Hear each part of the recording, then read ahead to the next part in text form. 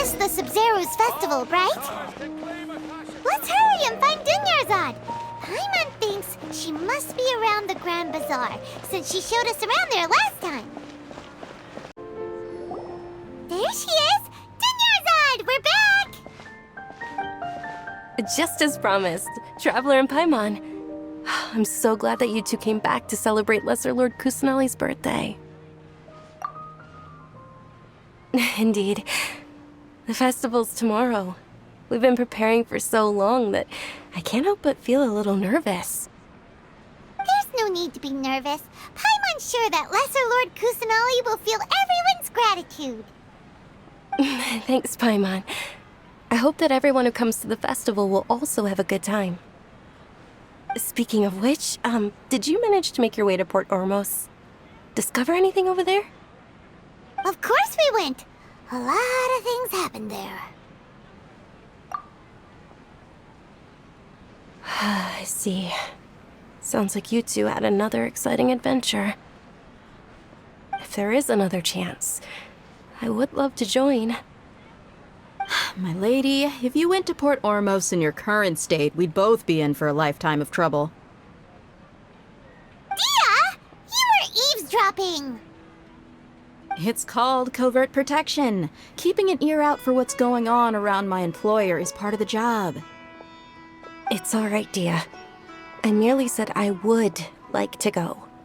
I know better than to think my body could handle it. The festival's tomorrow. I've been doing nothing but causing trouble for you. So Dia, please take some time to relax. I'll be fine. Even when you put it that way, it still doesn't feel right. Don't worry, my guardian knight. Okay, fine, but only tonight. Tomorrow's a big day, and many no-good scumbags are gonna try to take advantage of that.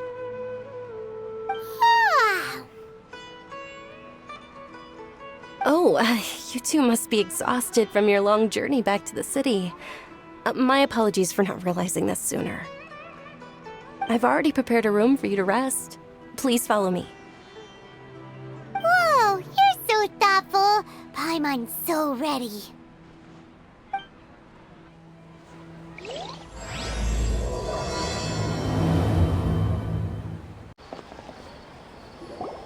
Here we are. It's also fairly close to where I've been staying. It looks really nice.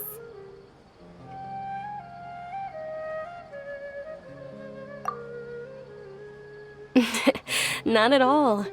Just tell me more about your adventures when you next get the chance. That's Paimon's specialty. Paimon can tell you stories next time. Oh, if you don't mind, how about we all walk around together tomorrow? All of my friends will be working the festival, and Dia is still insisting on her covert protection. Yeah, it'll be pretty hard to relax and enjoy the festival if Dia's constantly hovering over you, right? Then let's meet at the nearby bazaar first thing tomorrow morning. Have a great night. It's a deal. Good night, Dunyarzad. I may be too excited to fall asleep tonight. See you tomorrow. Paimon's starting to really look forward to the Sabzeruz Festival too. Will there be lots of yummy food? Oh, no. Thinking about food is just gonna keep Paimon up all night. The earlier we sleep, the better. Let's go inside, traveler.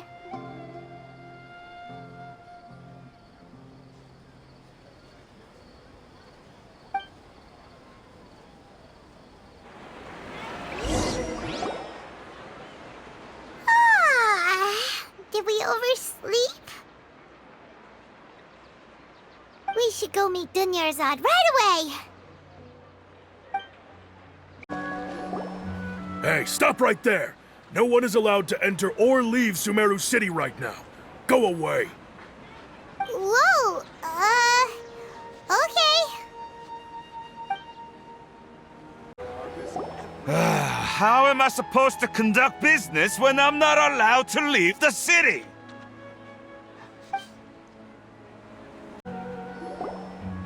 Traveler, Paimon, I've been waiting for you two. Good morning, morning, Dunyarzad. We must have overslept a little bit. Not at all. I arrived early.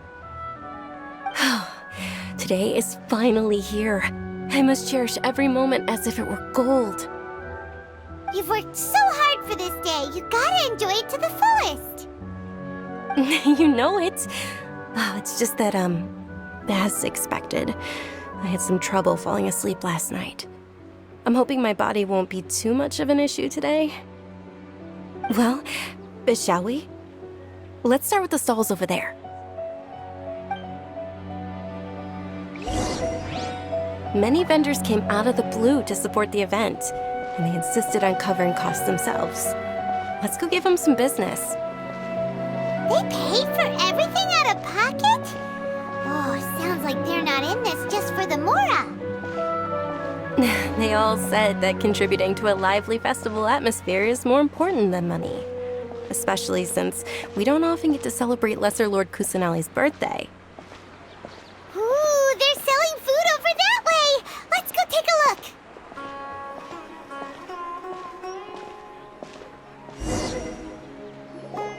This is a stall offering foods from the Haftmewa feast. Oh, you could tell straight away. I thought most people nowadays wouldn't know. Mushrooms, flowers, and all kind of fruit? It's all vegetarian stuff. Oh, Paimon's a little disappointed. So, what's the Haftmewa feast you mentioned just now? It's another Sabzeruz Festival tradition. People used to set their tables with 7 different foods. Generally speaking, the most common selections were foods like Rukashva mushrooms, Nilopala lotuses, Sumeru roses, Sunsetias, Kapalatas, Hara fruits, and Zaytun peaches. So, the Sabzeruz Festival is a vegetarian holiday? You don't have to be a vegetarian to enjoy the spread. We just use the 7 foods to symbolize the 7 virtues of the Dendro Archon. Wait, but if that's the case, if Sumeru uses vegetarian food to represent the Dendro Archon, then wouldn't the Pyro Archon's festival be full of food like roasted fowl, juicy meatballs, grilled steak? Oh, Traveler, we have to go to Natlan as soon as possible! I hope your wish comes true one day, Paimon. Thanks! Alright, how about we also check out some of these other stalls?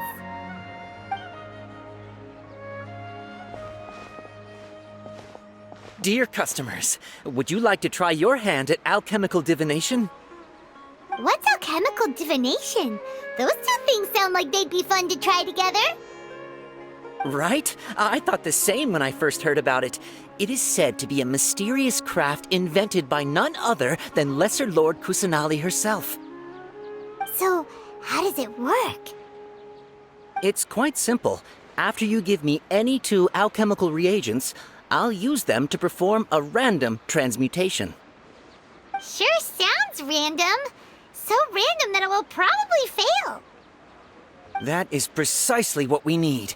After the transmutation fails, your one and only diviner here will interpret the remnants. Well, according to Lesser Lord Kusanali, everything is interconnected, and all that occurs can be traced back to fate. You could say this is a pearl of old wisdom. Why does everything sound so much more credible when Dunyarzad says it? Are you guys working together? So that's the true wisdom behind it. This young lady sure knows her stuff. So, how about it? Want to give it a try?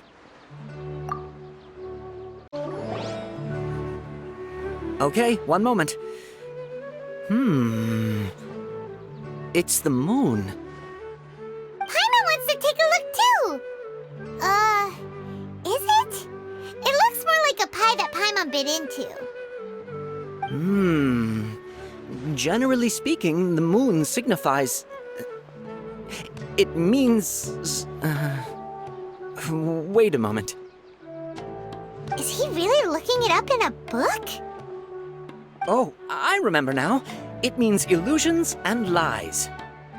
Illusions and lies? That sounds rather ominous. Yes, But this book says that if you trust your intuition and overcome your fears, the sun will surely rise. He's not even trying to hide his book anymore. Naturally, fate will only ever show you the beginning of a journey. It is up to you to forge your own ending. Oh, thank you so much. I'll keep that in mind. Oh, it's nothing. I'm just learning as I go. Guess that was still pretty interesting. Okay, on to the next stall. They say the Sabzeruz Festival was very lively a long, long time ago. Large flower carriages used to parade through the city. As they headed towards Port Ormos, people would throw flowers, candy, and liquor all along the way. Dunyarzad's eyes are sparkling right now. I wish I could have seen that spectacle. But if you ask me, I'm sure Nilu's Dance of Sabzeruz would be just as impressive.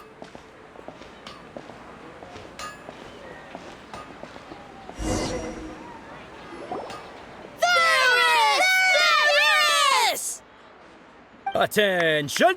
Soldiers, fall into formation if you want any Yalda candies.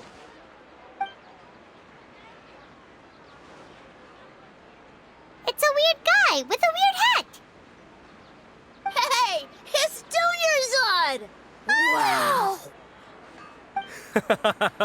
Miss Dunyarzad, the children love you even more than the Yalda candies. In the few short days it took to prepare for the Sabzeruz Festival, the children have all grown very fond of you. The Hallowed Knight of Flowers. It's an honor that you know my name. Attention! In the name of Ferris, the Knight of Flowers, I commend you on your contributions to the glorious Sabzeruz Festival. All right, little soldiers. Take your Yalda candies and don't forget your loyalty to Lesser Lord Kusanali. Dismissed! Yes, Knight Ferris! Just what is going on here? Ferris, the Knight of Flowers, is another Sabzeruz Festival icon, and one immensely popular with children. In the past, the actor portraying Ferris would also sit on a flower carriage. It's all thanks to Miss Dunyarzad's sponsorship that the children can make such wonderful memories today. As are we to you, Vihar. Oh, not at all. Oh, speaking of tradition, do you want some Yalda candies? They're a festival staple, and I happen to have some boxes readied here. Take a look and pick whichever one you want. Whichever one, don't these boxes all look the same? That is the fun part. Each box contains a random flavor. It's up to the luck of the draw. Flavors include lavender melon, hara fruit, sunsetia. Ooh, those all sound pretty good. And there's also lizard tail and oni kabuto. Huh? What's up with those two flavors? Oni Kabuto is a little spicier than Lizard Tail. Dunyarzad, you tried them before? Traveler, help Paimon pick one. Paimon wants the Sunsetia flavor. It's all right. Paimon believes in you. I also believe in your intuition. Great! These boxes of candy are numbered 1 to 5 from left to right. Which one do you want?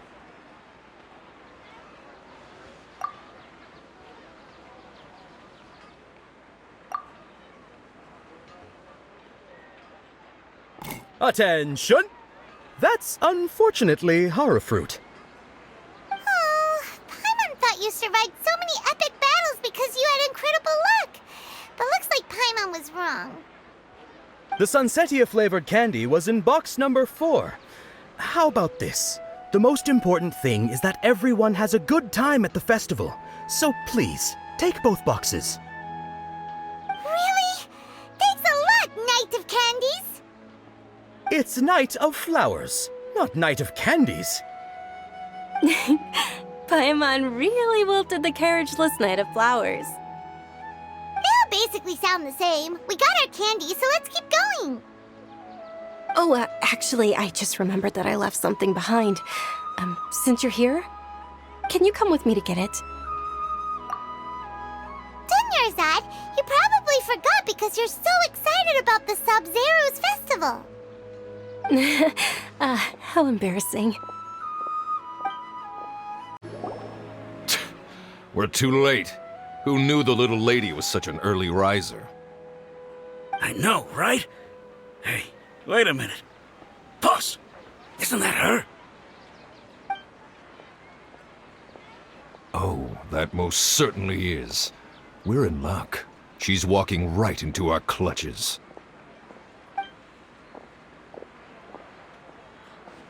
Those Eremites don't look like they're up to any good. Who are you?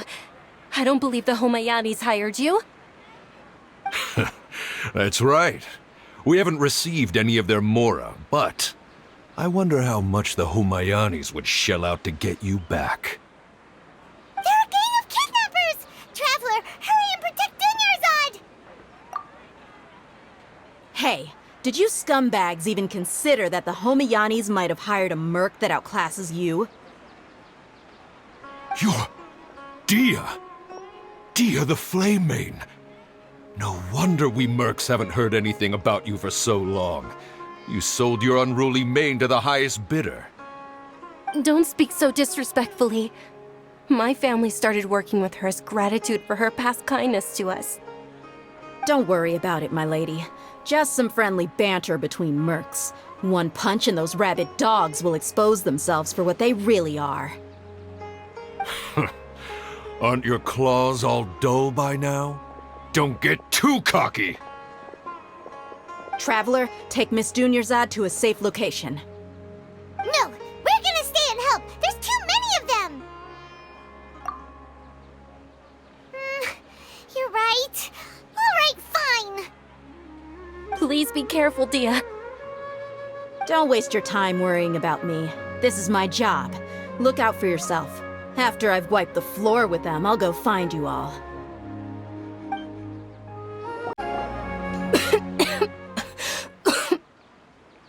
Dunyarzad, are you okay? You look a little pale. Are you in shock? I'm fine.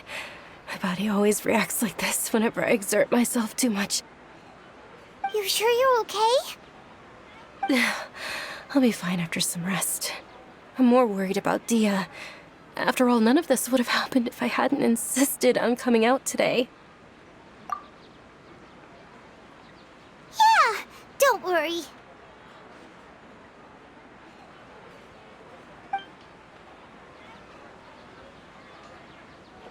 My lady, Traveler, found ya. Dia! You took care of them so fast! Any more of them? Or rather, did anyone follow you? Dia, your arm! Oh, this? I'm fine. It's just a scratch. Normally, they wouldn't have been able to land a hit on me at all, but I'm still getting used to this new greatsword. Please, let me take a closer look. Come on, it's nothing. Us mercs aren't as fragile as you think. Hold on, you said something about a new greatsword. What happened to the one you were using before? About that. Well, I sold it, because I was low on mora. Stuff like this happens every now and then. It can't be. The anonymous donation that was used for the venue's final round of preparations?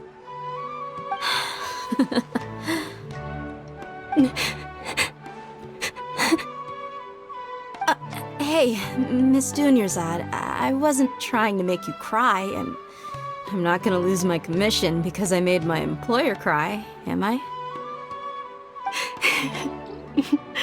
Okay, making your employer cry won't affect your commission, but selling your weapon without permission and getting hurt? I'll have to reevaluate your performance.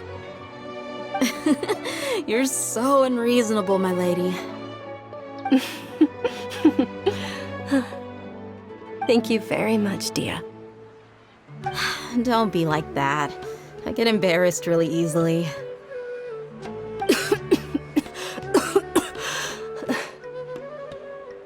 Are you feeling unwell again, Dunyarzad? My lady, your condition. Traveler, can you take her somewhere to rest? I'll look around the area to make sure we're safe from an ambush. Truly, I'm sorry for the trouble, everyone. Are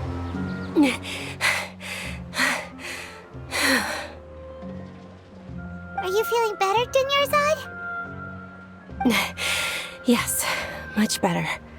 Just give me a few moments and I'll be good to go.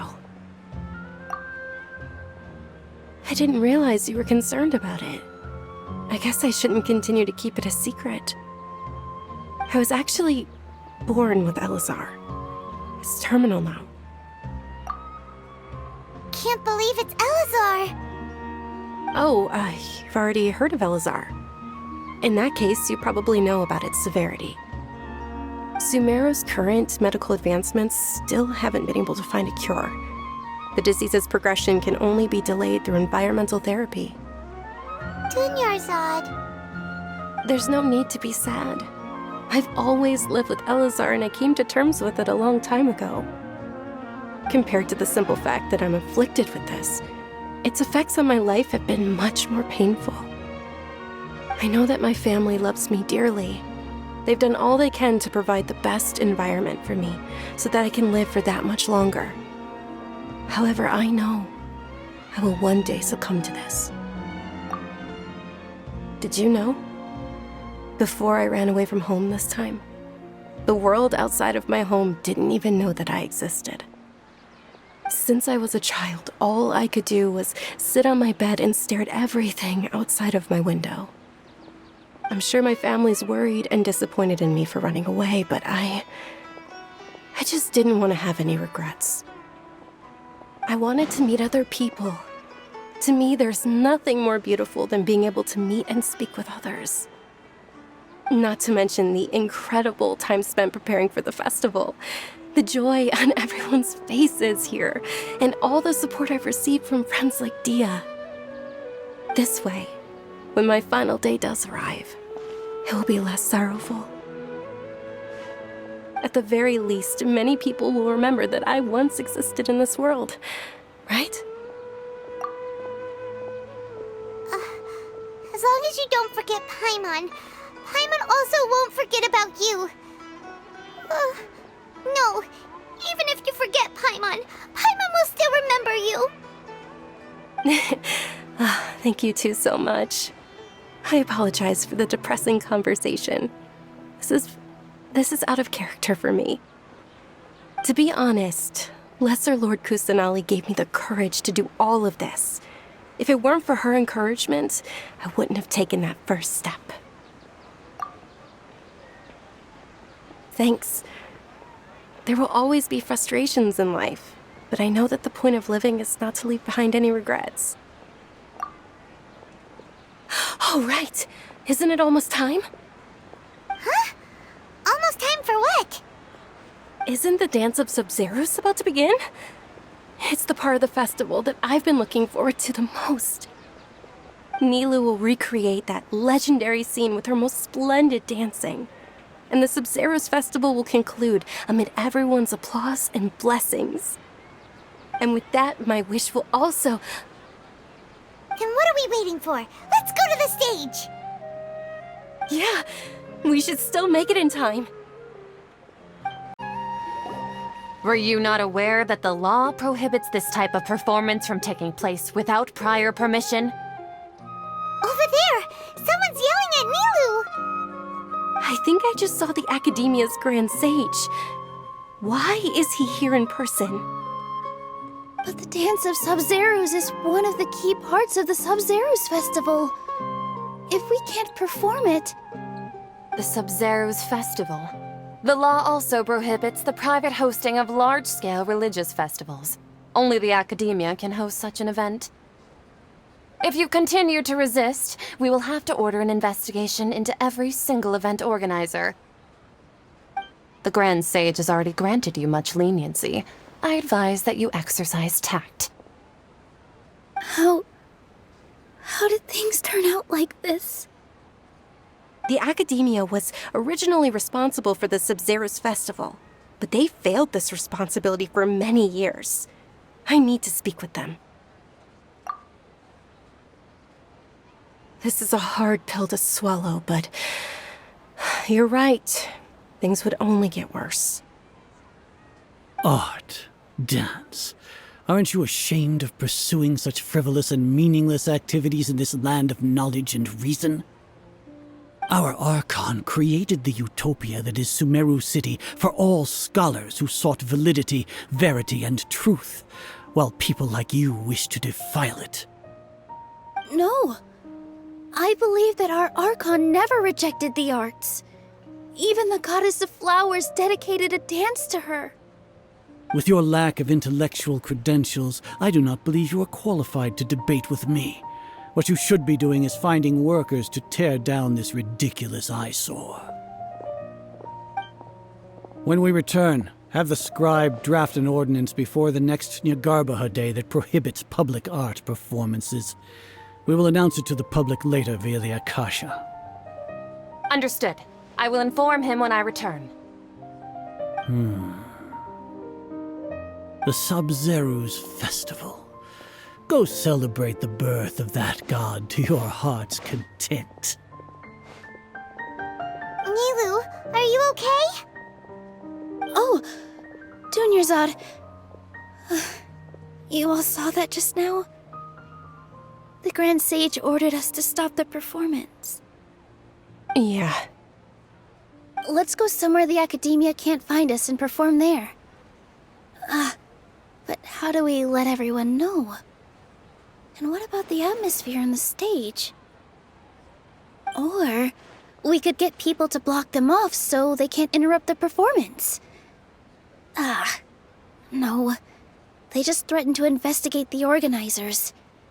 If we were caught... Nilu, it's all right. Don't worry about it.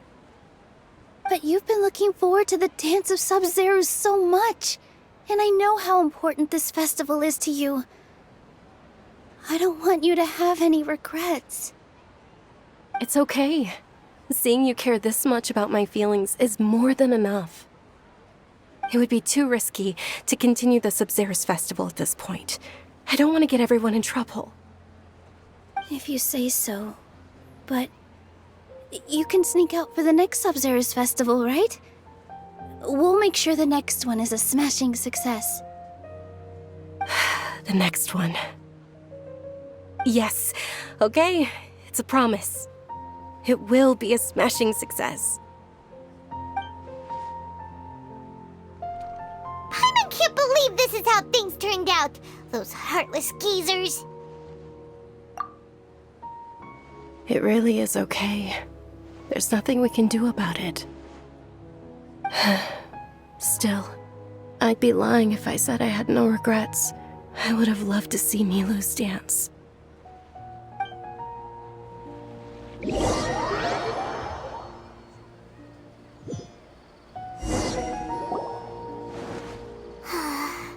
A lot happened today. It's a shame the festival ended the way it did. Nilu and Dunyarzad promised to make the next Sabzeruz Festival a success, but Dunyarzad is running out of time. Yeah.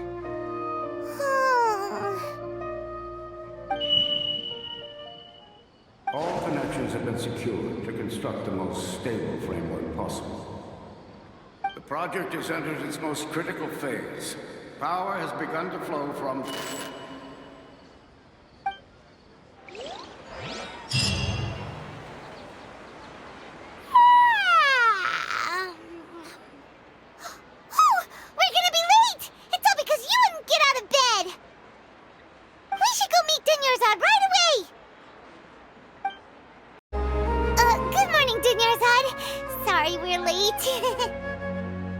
Not at all.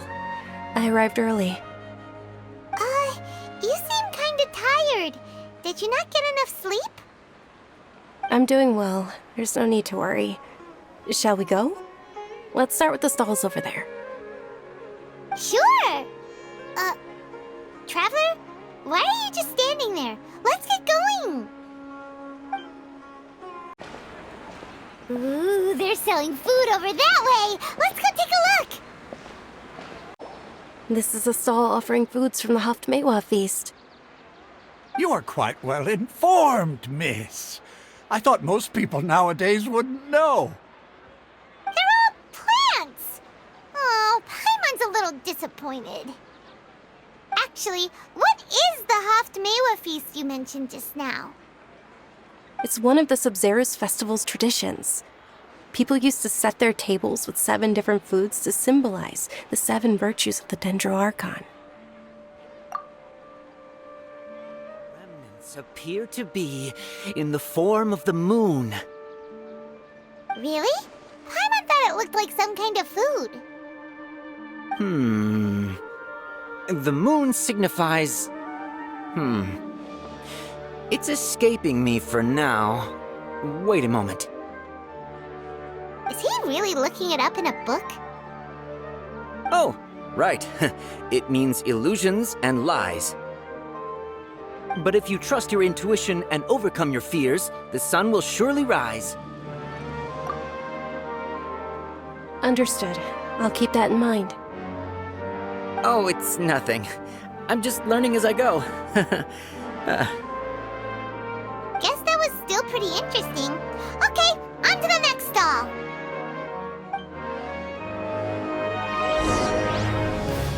So, where to next?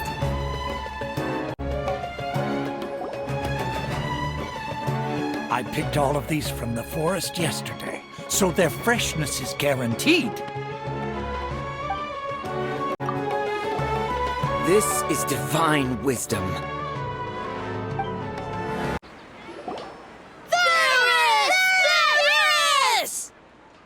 All right, soldiers. Now that you have your Yalda candies, don't forget your loyalty to Lesser Lord Kusanali.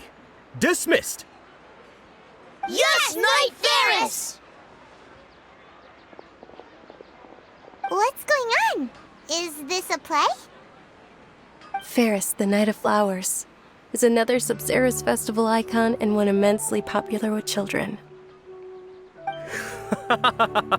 It's all thanks to Miss Dunyarzad's sponsorship that the children can meet the Knight of Flowers. Oh, do you want some Yalda candies? I happen to have some boxes readied here. Take a look and pick whichever one you want. What's to pick? Don't these boxes all look the same? It's not that simple.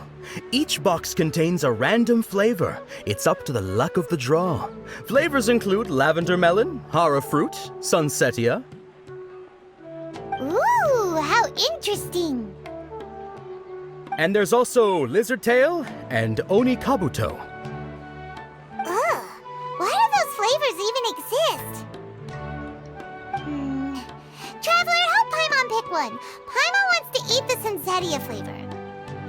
Great! These boxes of candy are numbered 1 to 5 from left to right. Which one do you want?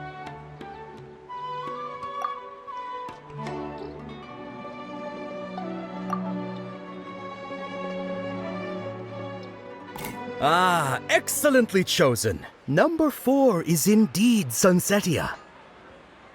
Ha-ha! Paimon bet you had incredible luck, and Paimon was right!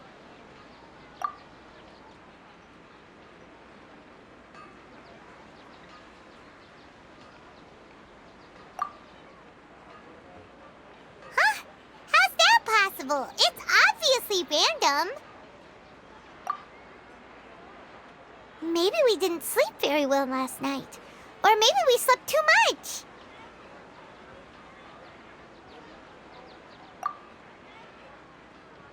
Oh, sure. Huh?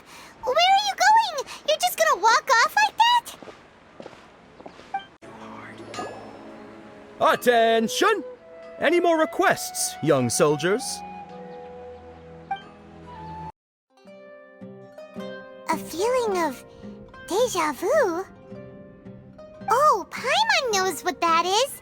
It's when you feel like you've already experienced whatever is going on.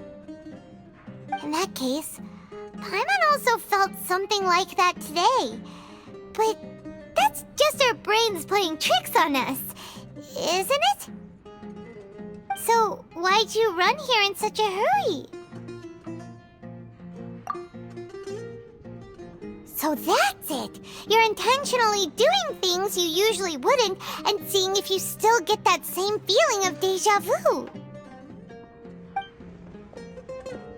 Welcome, you two. Are you here for lunch? What would you like to eat? Got it. You don't look like you're from these parts, but I gotta say, you've got good taste. I'll give this order to the kitchen. Charcoal-baked Angelina cake? Isn't it that burned thing that didn't look tasty at all? Oh, Paimon understands what you're trying to do now. You'd never normally order something like this.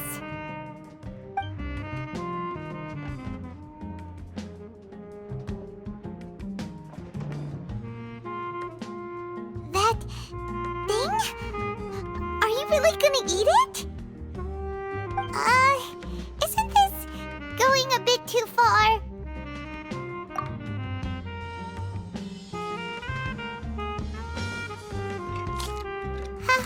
How was it? The look on your face is telling Paimon that it tasted awful.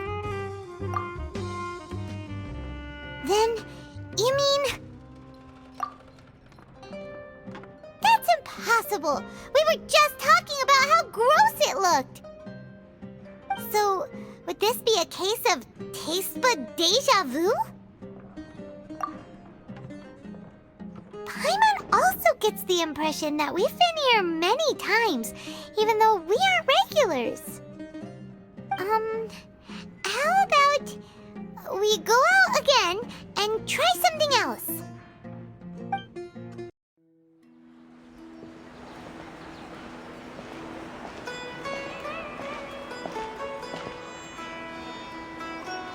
Hey, Dunyarzad is sitting by herself on that bench over there.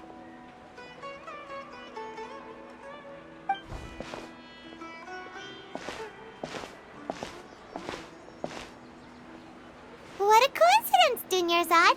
We meet again. Why are you sitting here all by yourself? Oh, I ran into some kidnappers just now, but thankfully Dia came to my rescue. I started to feel unwell after that, so I sat down here. Kidnappers? Oh my goodness, are you hurt? I'm okay. Dia's arm got scratched, but it isn't serious. Whew. That's a big relief. But, Dunyarzad, you seem a little down today.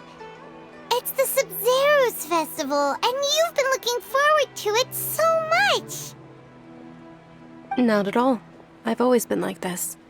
Excessive physical exertion or strong emotions tend to aggravate my illness. Besides, no matter how amazing today may be, it is but a single day. After however many more days, my time will come to an end. Paimon doesn't quite follow you, and Paimon feels like something's really got you down right now.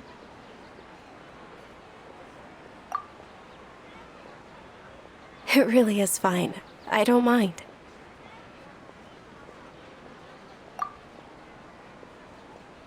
Huh? Did something happen? Dunyarzad, have you ever felt deja vu? You know, like when you've already experienced something that's happening right now? Deja vu? No. But my days have been the same for years now. Even if I were feeling deja vu, I suppose I would already be used to it. Oh, Paimon sees. Then, is it only the two of us? It's almost time.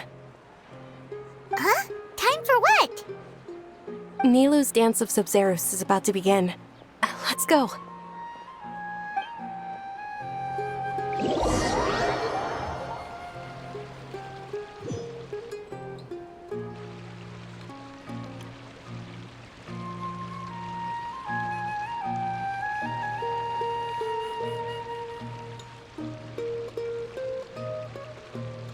With your lack of intellectual credentials, I do not believe you are qualified to debate with me.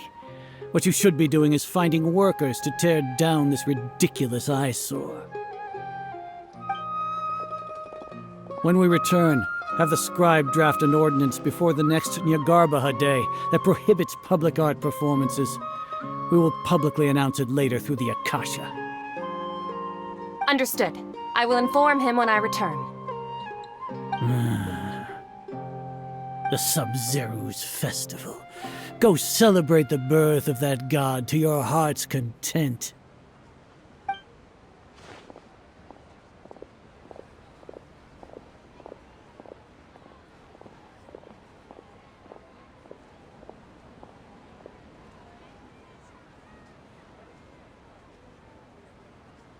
Nilu, are you okay?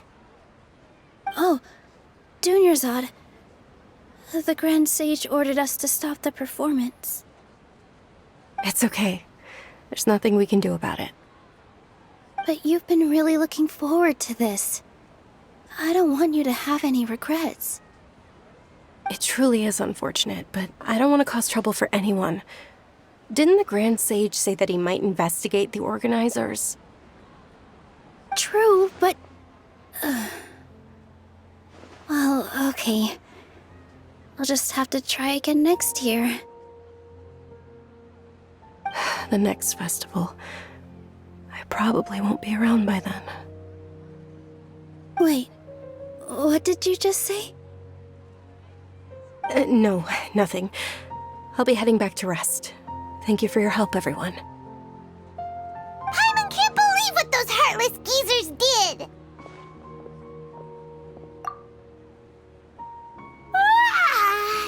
Did Dunyarzad already go back?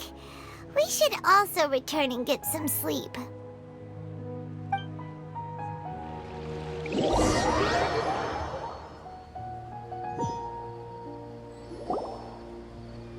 So, in the end, you still couldn't figure out what that deja vu feeling was all about? Maybe it really was because of exhaustion. Same here. That's why Paimon stopped thinking about it halfway through the day. Then, how about we settle in and get a good night's sleep? For now, we can chalk things up to exhaustion. We can do more thinking tomorrow. Observing a modest drop in the output of jnana energy, but values still remain within normal parameters. Continue to monitor the variances in the data and find the cause as soon as possible.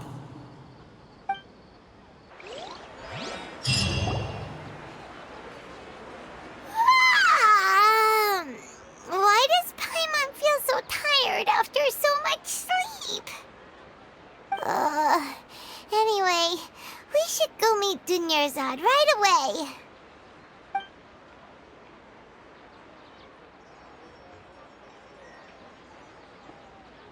Good morning, Dunyarzad. Sorry to keep you waiting. Not at all. I arrived early. Huh? Paimon thinks you sound kinda tired. Did you not get enough sleep? I'm doing well. There's no need to worry. Shall we go? Let's start with the stalls over there. Great idea! Let's get going! Traveler?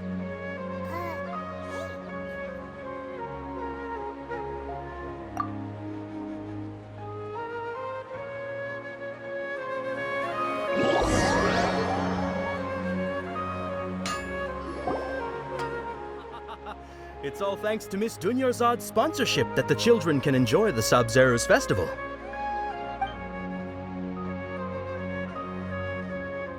Oh, are you interested in Yalda candies? I have some boxes of candy here. Pick whichever one you want. Not much of a choice. All these boxes look the same. It's not that simple. Each box contains a random flavor. It's up to the luck of the draw. Flavors include lavender melon, hara fruit, sunsetia. They all sound pretty tasty. And there's also lizard tail and oni kabuto. Huh? What were those last two? She'll help me choose. Paimon wants to eat the sunsetia flavor. No problem. These boxes of candy are numbered 1 to 5 from left to right. Which one do you want? Oh, I like your confidence. No hesitation at all. Oh, congratulations! Number 4 is indeed Sunsetia.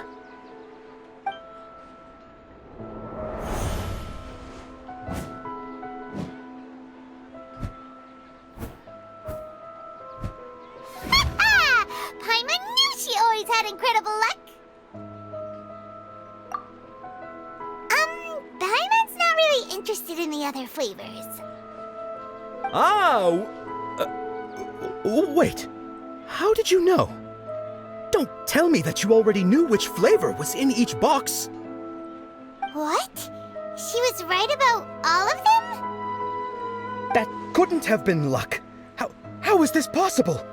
I packed all those boxes this morning and they've been sealed ever since. You couldn't have known beforehand. Mind reading? X-ray vision? Or some kind of magic trick? This is way too freaky. Tell us what's going on! Since when did you get superpowers? Traveler?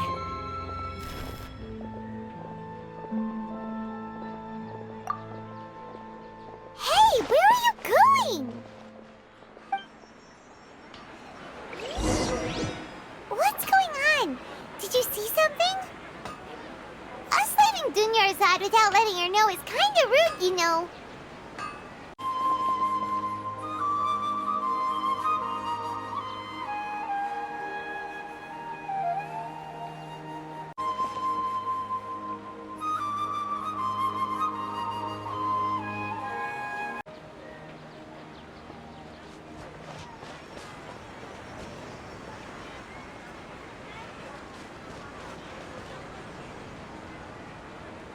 What are you looking for? Why did we come here?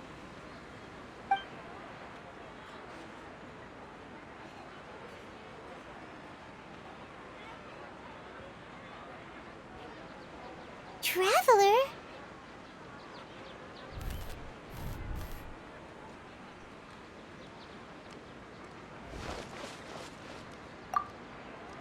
That's...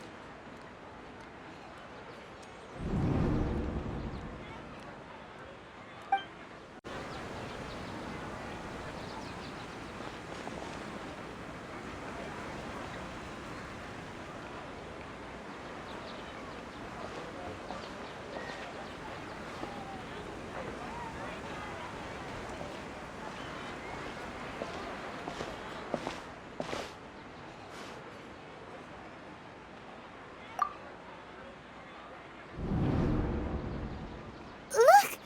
That's... Isn't that Dunyarzad? What's happening here? Why are there 2 Dunyarzads? You already know that this isn't your first Sabzeruz Festival, don't you? I'm sure you already know how to use this. A knowledge capsule? Where did you get it? What's inside? You should use it too, Paimon. You know Paimon? Well, this seems kinda sketchy, but Paimon feels like this is what we should do.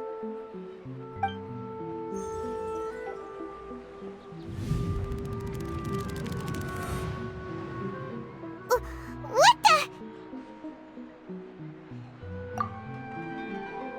This is our 20th time at the Sabzeruz Festival?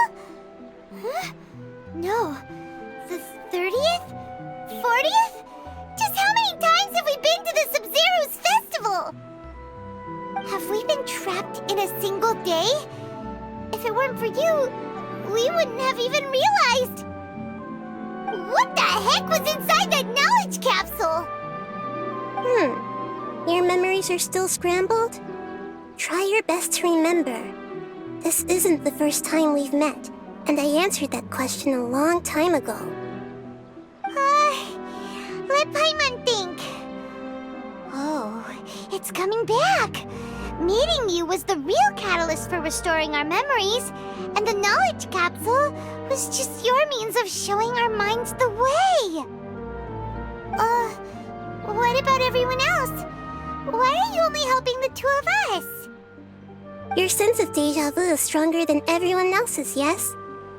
As for an explanation, you two received the blessing of Dendro, and you also have special, sensitive constitutions. It was as if a single sheet of paper was separating those memories from your consciousness. A familiar question. I think this is the 7th time you asked that. As you can see, she isn't doing well. You probably sensed it too. The Dunyarzad you were just with is different from the first Dunyarzad you met. That first Dunyarzad is in front of you right now, and she doesn't have a lot of time left.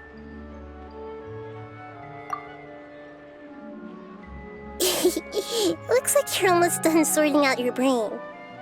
Oh yeah, I'm Nahida.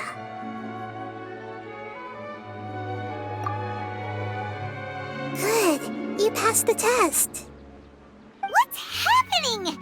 You can awaken our memories, and you seem like you know what's going on. Oh, wait, please don't tell Paimon even you don't know.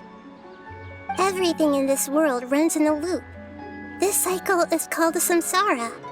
You, me, and everyone else are all stuck inside a one-day samsara.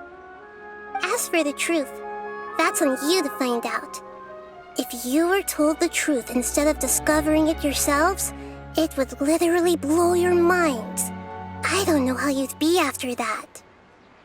I can only give you surface-level help, like bits of information and subtle hints. For the rest of the time, I'll be doing all I can to slow down Dunyarzad's illness. She looks like she isn't doing well at all. Her illness gets worse after each Sabzeruz Festival. If we can break out of the samsara, I might be able to save her. But as things are right now, she's just a small bird in the sky that's about to lose its last feathers. All I can do is raise a gale to delay her fall. You sure love to use weird analogies. Analogies are wonderful tools. They let you use existing knowledge to understand unfamiliar things. Okay, so, with what you know so far, what do you think the truth is?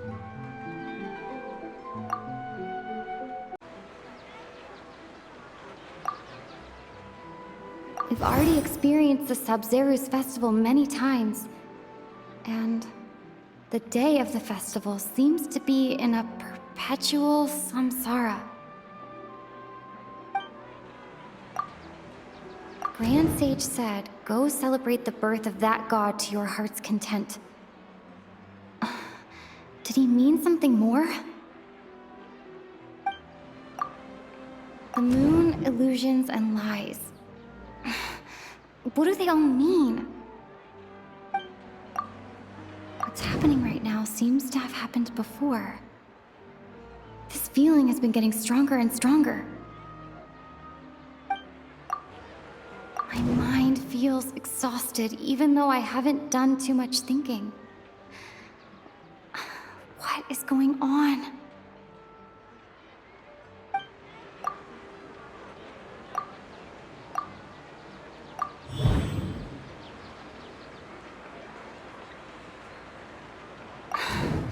That should be it.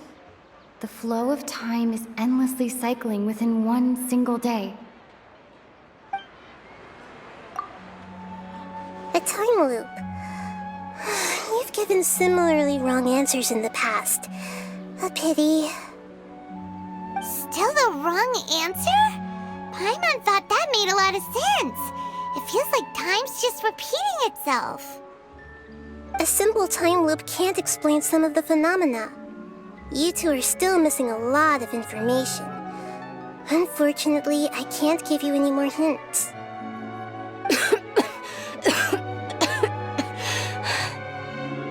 Dunyarzad.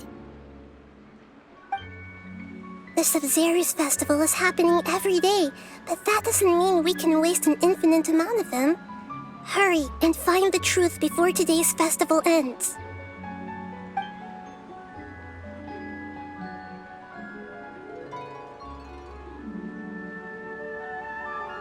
Let's think about our current situation. To save Dunyarzad, we have to escape the samsara of the Sabzeruz Festival. And to do that, we need to figure out what's happening. The truth. Nahida rejected the idea of a time loop, so we must have missed something, right? Paimon's memories say that we've already done this many times, but let's go talk to people again. It's more productive than sitting here and scratching our heads. Why don't we start with those stall owners? We don't have many more festivals to waste. Hurry and find the truth. Hey there! Hey, it's you guys again.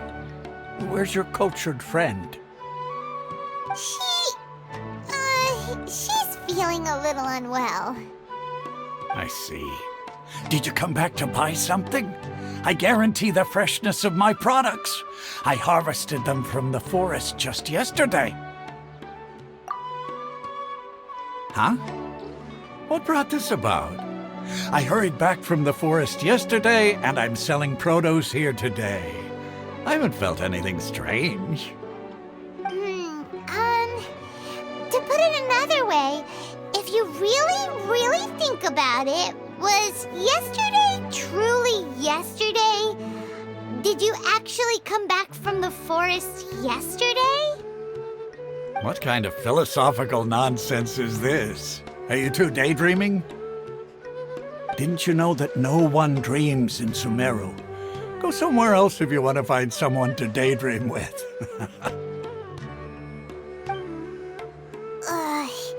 He actually has a point. Is this a dream? Is everyone dreaming? True. It's so weird that people here don't dream. Why is that? Anyway, if this all really were just a dream, we would have woken up a long time ago. Let's keep asking around.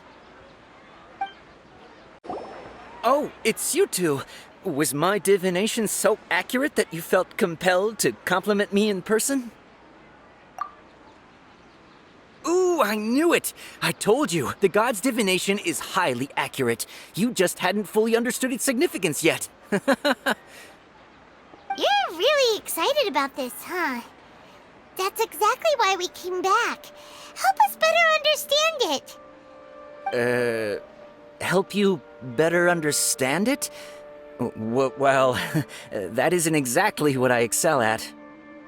So, you're admitting that you don't have a clue? Anyway, what kind of situation did you get into? Huh? Hold on a second. I thought you guys just lost your wallet or fell for a scam. What you just said, are you serious? Does that kind of thing actually happen in real life? I knew you weren't going to believe it. Marvelous. Truly marvelous. I believe you. Recall the interpretation of your divination, the moon, illusions, and lies. It really felt like an omen. When you say it like that, the divination does sound like it's related to what's going on. Can you read any more into it? I believe that the Archon's revelations are never more than vague hints. Anything more specific is beyond the reach of mere mortals. The book only says, if you trust your instincts and overcome your fears, the sun will surely rise. So that's how it is.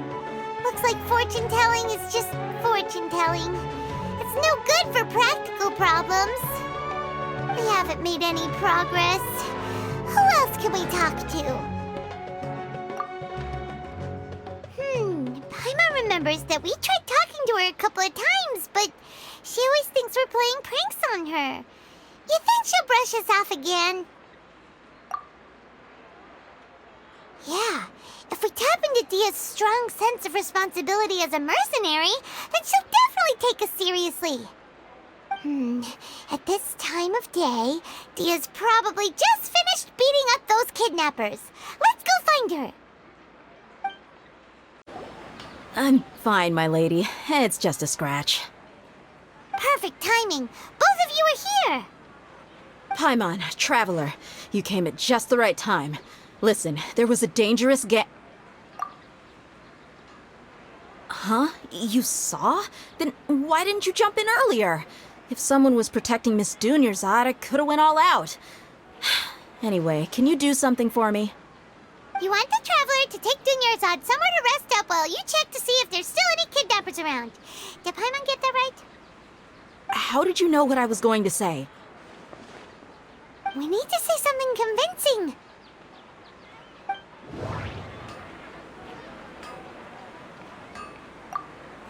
People in Sumeru don't dream.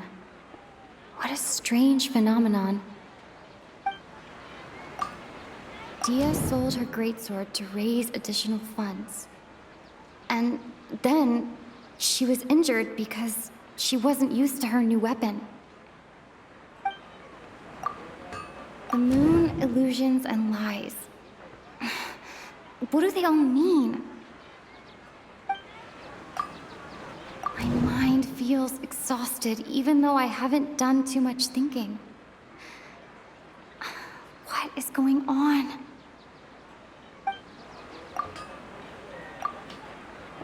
Tell her, Traveler!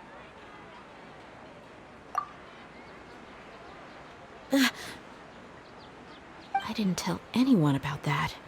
Including Miss Dunyarzad. You couldn't have known. And just now, you literally took the words right out of my mouth. What's going on? All right, so this is the situation.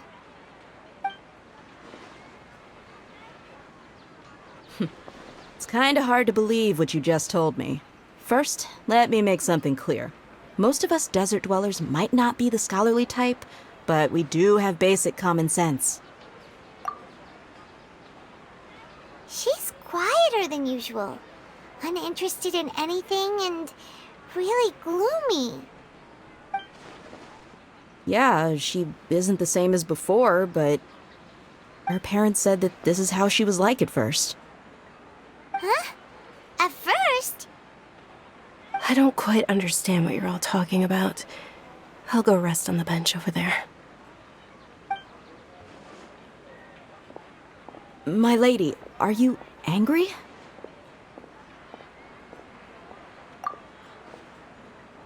All right, I'll give you the benefit of the doubt since you knew about my greatsword. Let's make this a quick trip. Miss Dunyarzad isn't completely safe here. You all seem to have a matter to attend to. Don't worry about me. I'll be sitting here.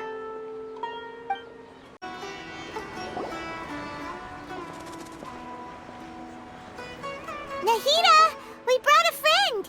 Are you busy? I thought I told you that it won't help to bring anyone here. We just wanted her to see the real Dunyarzad's condition.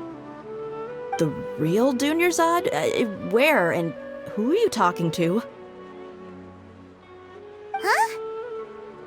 I told you that you two are special. Other people can't see me or Miss Dunyarzad here.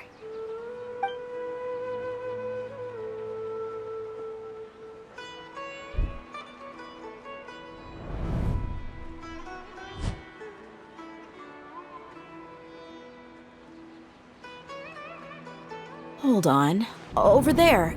Is that? Wow. How perceptive. Does she have invisible antennae? Miss Dunyarzad, she's lying down here, isn't she? How's she doing? Her condition's really bad, and she's basically in a coma. How did you know she was here? I can sense her aura. There are also lingering feelings of something like regret or disappointment. What happened? Do you believe us now? The Sabzeruz Festival has been repeating itself. So, you think the sages are behind this? Yeah, they've always been against us. Wouldn't surprise me if they're using the Akasha to intentionally repeat the Sabzeruz Festival as a sick joke. You have a point. Aside from the Dendro Archon, the Academia's sages are the only ones in Sumeru who could pull off something like this. Maybe there's more to the Akasha than we know. Right! Didn't you awaken our memories using something that looked like a knowledge capsule? That means you must know something about the Akasha! The Akasha relies on the power of a gnosis to operate, as it is the manifestation of the God of Wisdom's power. It compiles the wisdom of the entire populace, and it grants knowledge to the people. A gnosis could do that? No wonder the Akasha is so magical. It's being powered by the gnosis of Sumeru's Archon. So, this Nahida you mentioned, what did she say? She said, and Paimon quotes, "The Akasha relies on the power of a gnosis to operate, as it is the manifestation of the God of Wisdom's power. It compiles the wisdom of the entire populace, and it grants knowledge to the people." Compiles the wisdom of the entire populace and grants knowledge to the people. Wait. I get the grants knowledge part. That's what people have always used the Akasha for. But compiling the entire populace's wisdom? How does that work? Did she mean that the sages enter new knowledge into the Akasha? Oh, yeah. That sounds about right. What do you think?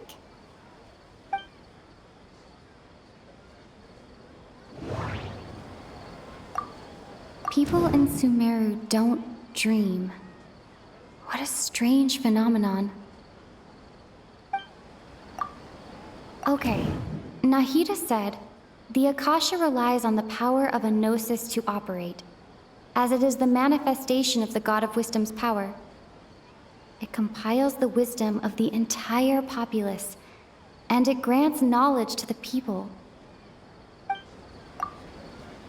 My mind feels exhausted, even though I haven't done too much thinking. What is going on? What's happening right now seems to have happened before. This feeling has been getting stronger and stronger.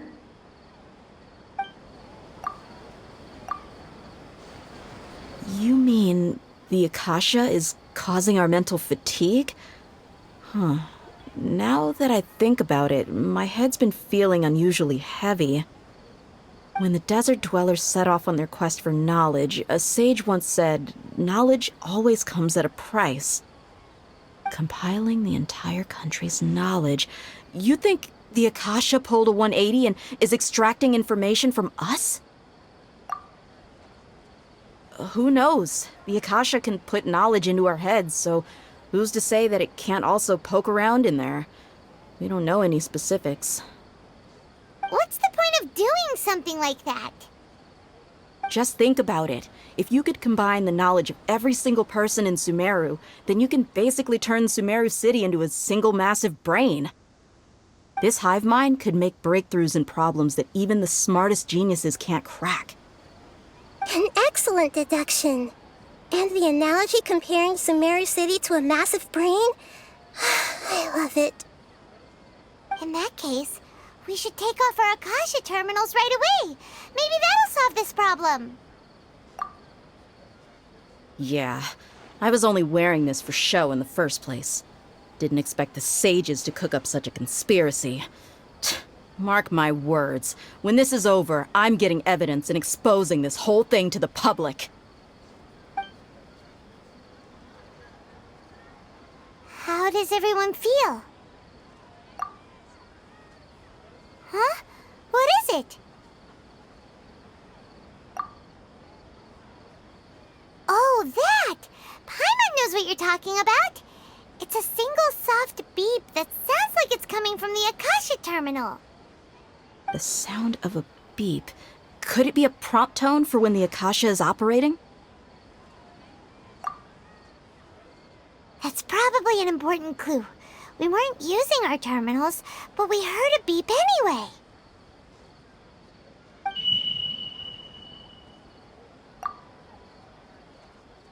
Traveler, did you hear that? I heard it too. Our ears aren't messing with us. There was definitely a beep, but it sounded like it was coming from inside my head. We took off our Akasha terminals.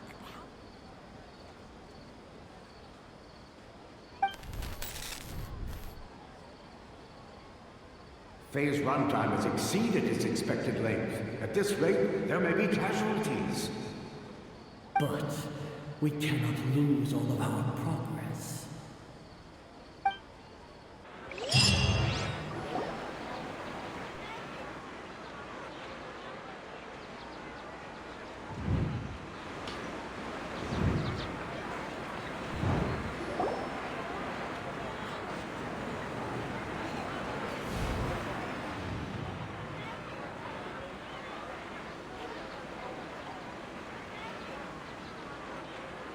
Paimon remembers everything! Good. You adapted quickly this time. We definitely took off our Akasha terminals last night, but we still heard that beep. Why is that?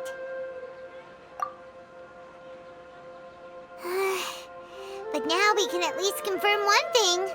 The Akasha definitely has something to do with whatever's trapping us in this cycle. Oh, Paimon doesn't get it. Why would the Akasha go this far if all it wants is everybody's wisdom? It's extremely difficult for lab rats in an experiment to understand why they're being treated the way they are. If we're lab rats, then what are you? Nihida, you've never told us anything about yourself. I guess I'm the moon.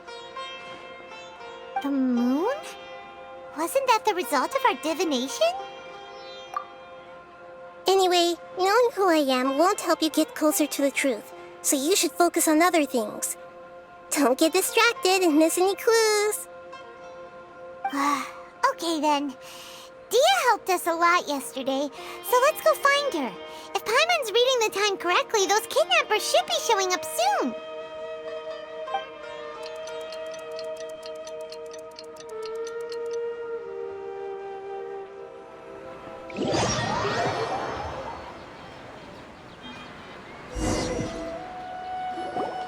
Ah, there you are.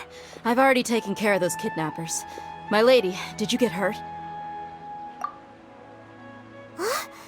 Dia? What's wrong? Why are you both gawking at me like that? You didn't get hurt this time. Huh? What do you mean this time? Why are you so surprised that I managed to get out unscathed? Those kids were amateurs.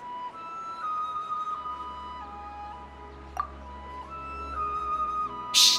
How did you know about my greatsword? I haven't told anyone about it. Please, don't tell Miss Dunyarzad. So Dia's lost her memories after all. Anything strange? You already know that I got a new greatsword. If I had to say something, it's weird how such a new weapon could feel so familiar. It's as if I've already used it to fight a countless number of battles. You're saying that although you don't remember using it, your body feels like it does? That's right. Both mercenaries and warriors heavily rely on muscle memory. Only knowing the theory of battle won't get you anywhere. Traveler, what do you think? Yeah, Paimon's feeling really hopeful. Oh, you're right! Earlier in the Samsara, something like this would have never happened. I have no clue what you two are talking about, but it's still dangerous here, so... So you want us to take Dunyarzad somewhere else to rest while you check if there are still more kidnappers around, right? How did you know what I was gonna say? Can you read minds? Forget it. Go and do your thing.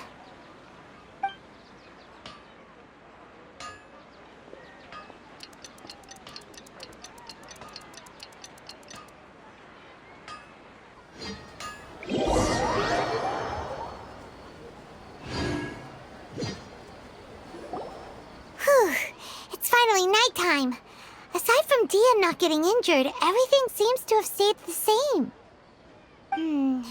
Listen, Nahida, we found out that Dia got out just fine today, even though she got injured every other time she fought the kidnappers.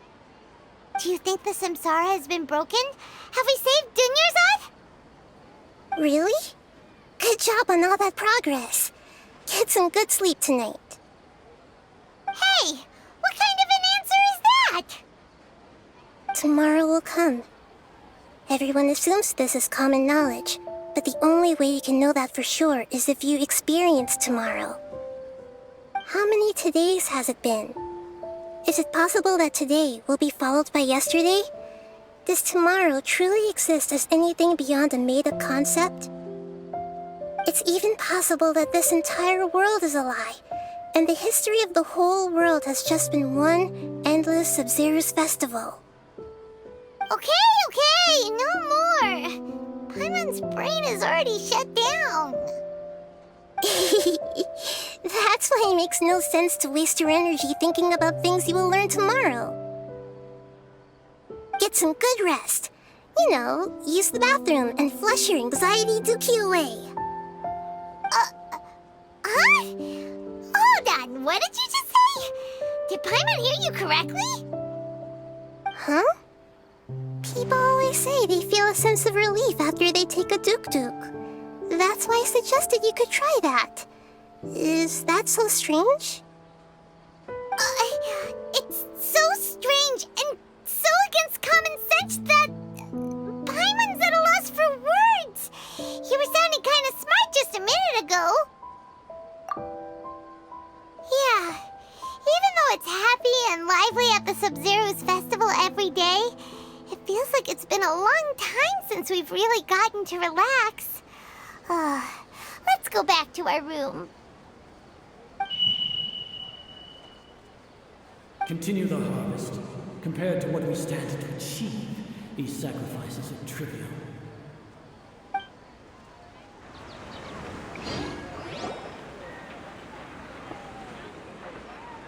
We're still in the same day! Nahida, you already knew last night that we didn't break out of the Samsara? Why did you tell us? Would there have been a point? You would have spent the night with new worries, with tomorrow still out of reach. In that case, you might as well rest within that brief moment of hope. An opportunity like that doesn't come by often, and I thought it might help you clear your minds. Paimon thought the Duke did that! Whatever. Guess you were looking out for us after all. Of course. In the time we've been together, you two have been everything to me. Paimon's flattered and everything, but maybe you're taking things a little fast. What I mean is, even though I had asked you to solve this puzzle, you two are still the only ones who can see me and sense my presence.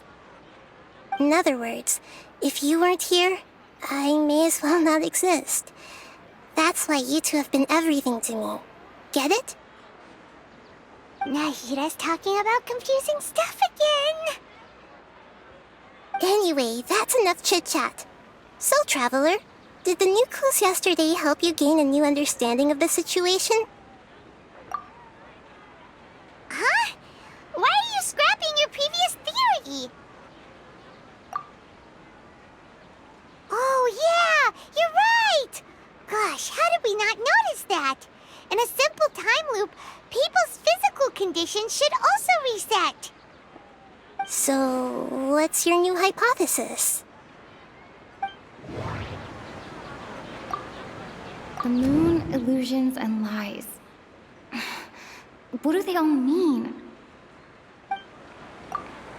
Mercenaries rely heavily on muscle memory. And Dia was able to use her experiences to avoid injury in later samsara cycles. The beep is a prompt tone for Akasha operations. We still hear it every night, even though we removed our Akasha terminals.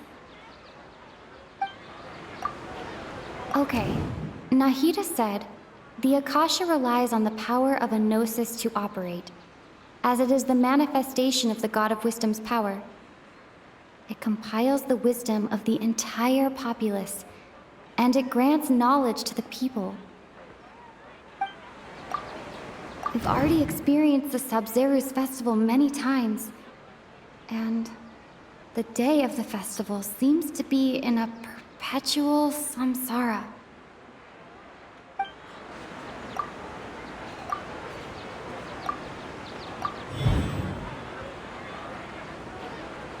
If all our memories of a day are erased at the end of that day, then we would unwittingly relive that same day again and again.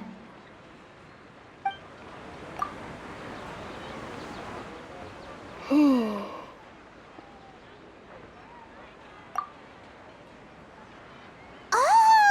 Then the beep we hear every night could just be indicating the deletion of our memories! That's why when we wake up, everyone thinks the Sabzeruz Festival hasn't happened yet! It's already the next day, but everyone still thinks it's the day before! But muscle memory can't be erased. That's why Dia has been getting better at using her greatsword. Now everything makes sense! A brilliant deduction. Nahida, tell us if we're right or wrong. To put it simply, it's as if you've mistaken a pyro crystal fly for a firefly in the night. You lost sight of its true nature because you focused too much on your perception that it glows. That isn't simple at all! Why don't you go talk to Miss Dia again? You might learn something new. Right! She did help us find our latest clue after all. Let's go! There you are. Really took me a while to find you. As expected, Dia also didn't get hurt today. Get hurt? Why would I? Don't underestimate me. Well, you're still getting used to your new greatsword. Huh. Truth be told, I also think it's pretty strange. It just suddenly felt so familiar in my hands and... wait a second! How did you know I got a new greatsword to begin with? I didn't tell anyone about it. Traveler, could you explain the situation to her today? Paimon's gotten a little sick of doing it. Oh, that works!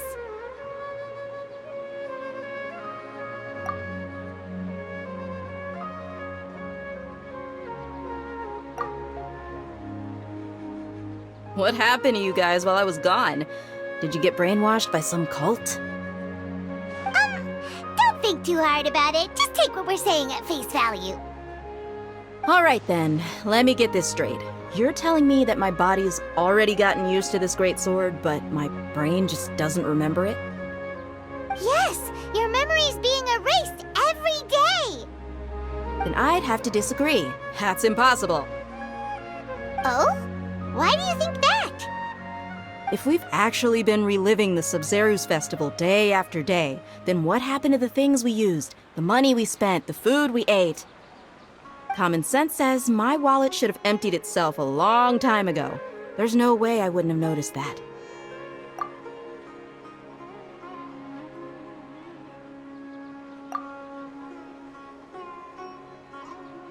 Right!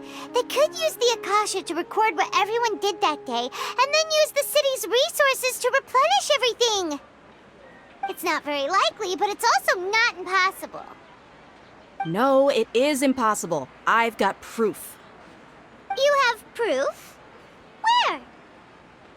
You two are surprisingly serious about this nonsensical discussion. Fine, I'll play along for a little longer. Come with me, Miss Dunyarzad. Please come along as well. I still can't guarantee that this area is safe.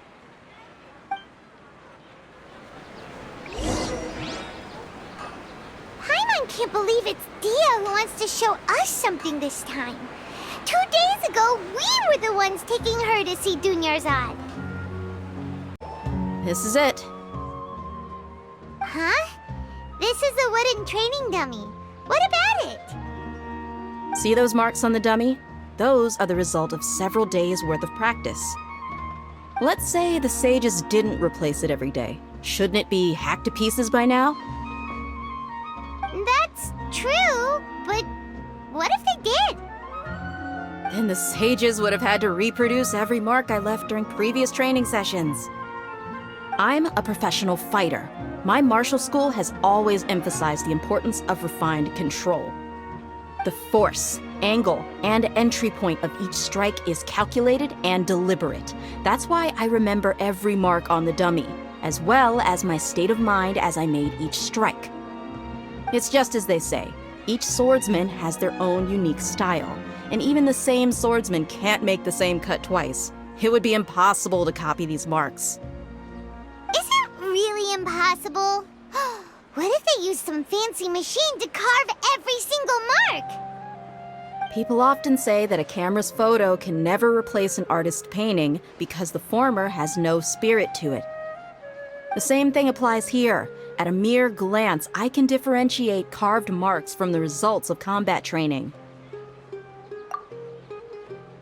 Whew, I hope that cleared things up for you. Hey, is this that new brain exercise game that's been super popular with the scholars lately? It's surprisingly fun. Anyway, it's getting late. I should escort Miss Dunyarzad to Nilu's stage. See you later. Well, back to square one.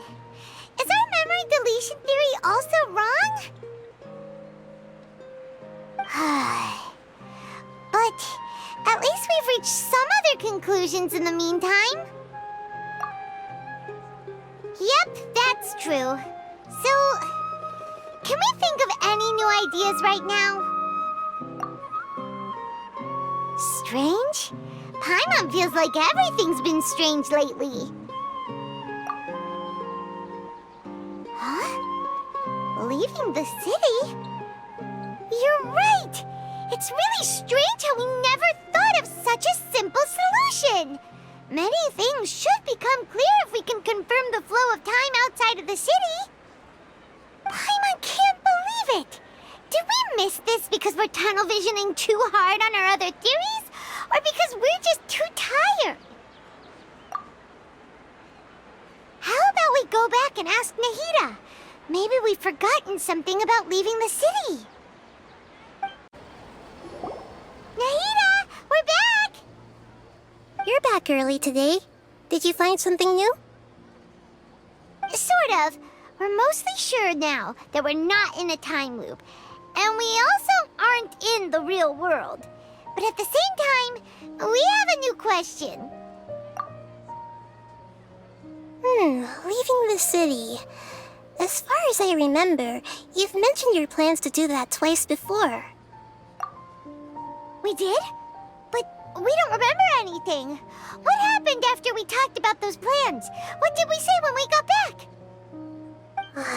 Let me think. I don't think you ever actually told me what the outcome was. Oh, it's probably more accurate to say that both times you never came back the whole night. But you two sometimes stay out the entire night anyway, so at the time, I didn't think too much about it. It is true that sometimes we lose track of time during our investigations. Before we know it, it'll already be the next day.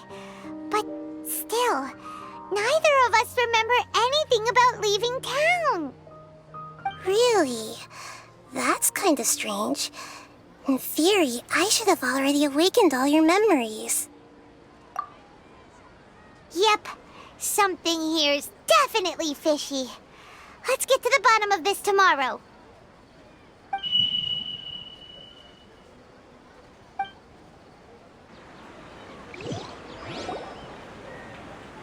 Our memories are back!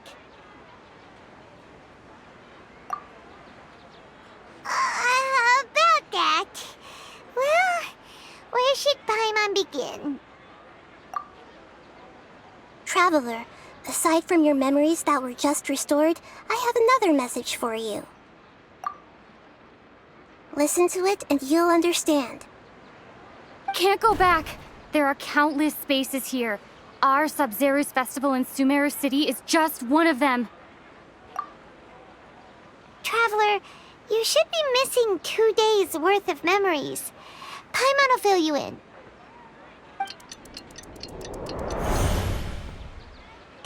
carry out our plan from yesterday. Okay, let's go! Why can't we leave the city? What is the Academia up to now? Don't ask me. It's not like I can tell you anything. This is a direct order from the Grand Sage. Just wait until tomorrow. I have a real emergency. My goods have already arrived at Port Ormos. If I don't hurry, they'll be stolen. That's your problem. Make sure you make a request in advance next time. But it's not like you can just predict business matters in advance.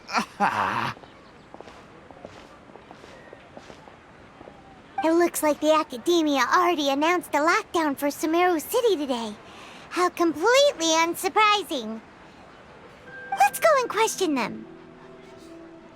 Hello, sir. Why can't we leave the city today? Here we go again. Don't ask me. I don't know either. We just received an order that no one is allowed to enter or exit Sumeru today. They didn't tell us anything else. Angering me won't get you anywhere. If I had that kind of insider info, I would have left this stupid post long ago. It looks like he really doesn't know. If we can't get anything out of him, let's take matters into our own hands. Why don't we climb over the walls? Those guards can't be everywhere at once.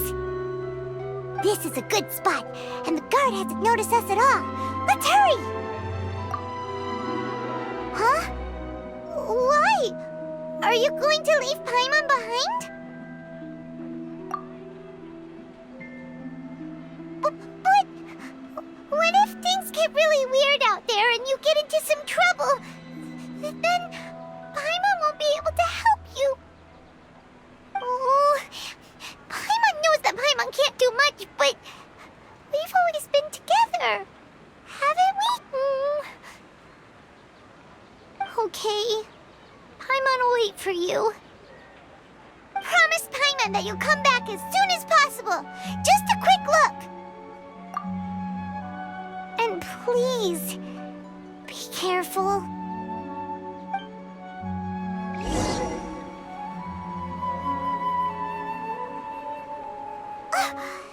Memories!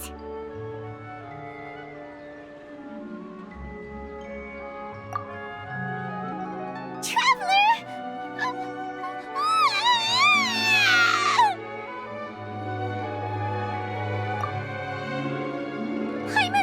Paimon would never see you again!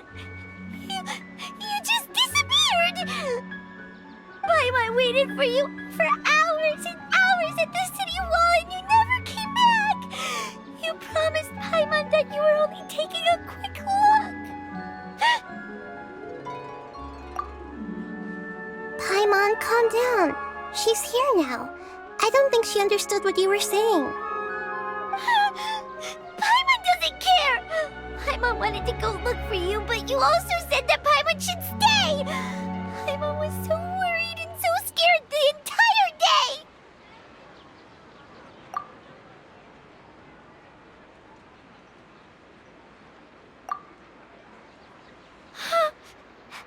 Okay.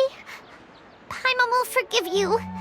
The most important thing is that you didn't actually disappear. Oh, Paimon was so scared that you had gone into another world.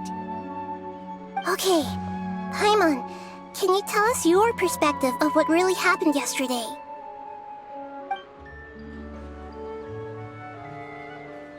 I see. Using two people's different perspectives. After that, you left the city. Paimon kept her eyes on you the whole time, but then you disappeared in an instant.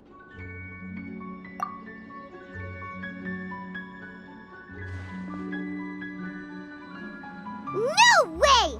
Paimon was watching you with the fullest attention. What's your perspective, Traveler?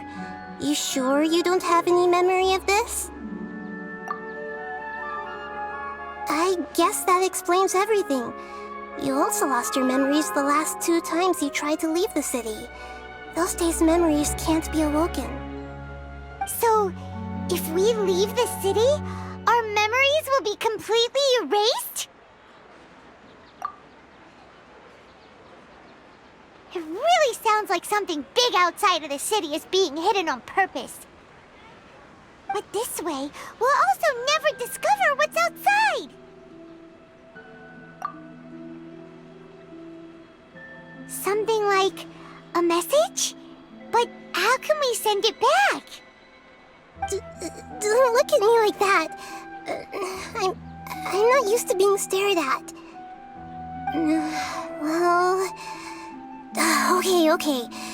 You want something that can pass on messages, right? Give me some time and take care of Dunyarzad for me.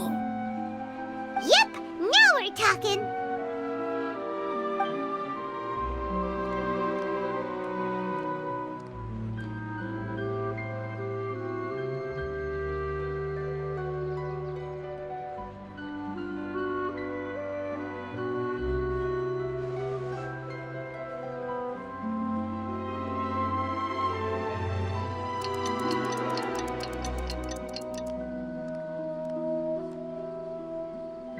I'm done. Here you go. What? Isn't this just an Akasha terminal? I made some little changes. Akasha terminals are already capable of sending messages.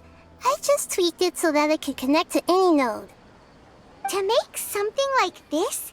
Nahida, you really know the Akasha like the back of your hand. Anyway, we can use this now to record a message, right? Yep. I'll help you save the messages. It should be pretty easy to use. I just can't guarantee the user's status and signal coverage when they're outside the city. We'll never know until we try. At least we're taking the initiative now. Let's go then. Let's expose those sages. All right. Paimon isn't as worried about being separated since it happened once yesterday. But Paimon still isn't happy about it. Okay, see you tomorrow, Traveler.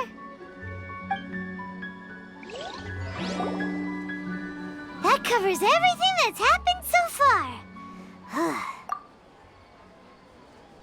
Yes. Although the signal was choppy and had some interference, we still managed to receive 2 messages from you when you were outside.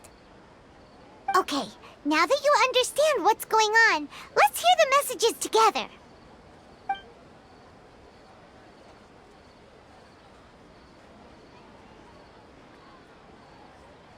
Can't go back. There are countless spaces here. Our Sabzeruz Festival in Sumeru City is just one of them. I've entered another space. Before me are flowing sandstone and howling fish. Impossible and surreal sights. All these spaces are empty, except for the occasional ones that contain mute puppets rather than people. I can't sense any human presence.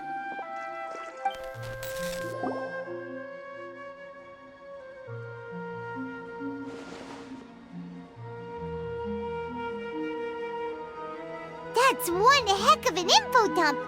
It sounds like you left the Sumeru City space when you set foot outside of the walls.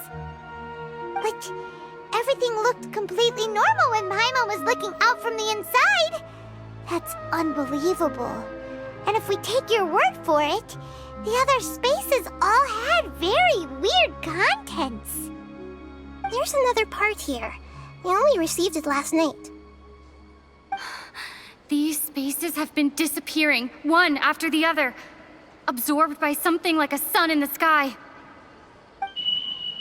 And now, even the final space has also disappeared. Behind me, a lot of spaces just appeared again from thin air. I get it now. Those spaces are actually...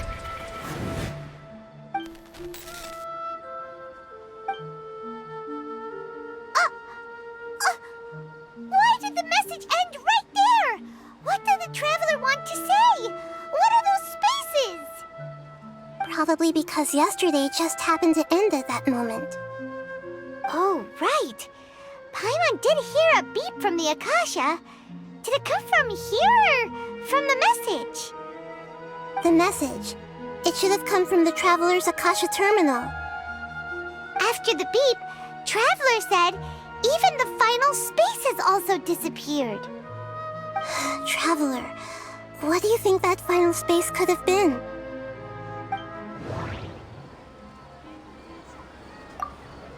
All the bizarre spaces I saw outside the city had one thing in common: a lack of human presence.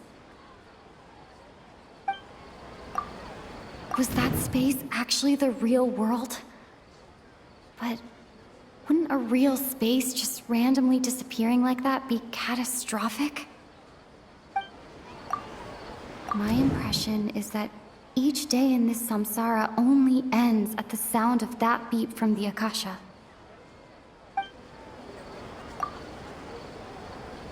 Oh, so that's what it is! After the sound of the beep, the final space, the Sabzeruz Festival, also disappears, and we're taken to the next day! Later on, Traveler also mentioned a bunch of new spaces materializing behind them. Do lots of new spaces appear every day? Paimon's head is spinning. Just what are these spaces anyhow? Well, consider this. For all the horrors of the Archon War, at its heart, it was just a game where a bunch of gods fought over 7 seats. So no matter how strange or spooky things may look on the surface, maybe all they point to in the end is a small and simple secret. Wow, the Archon War, huh? That's an analogy and a half.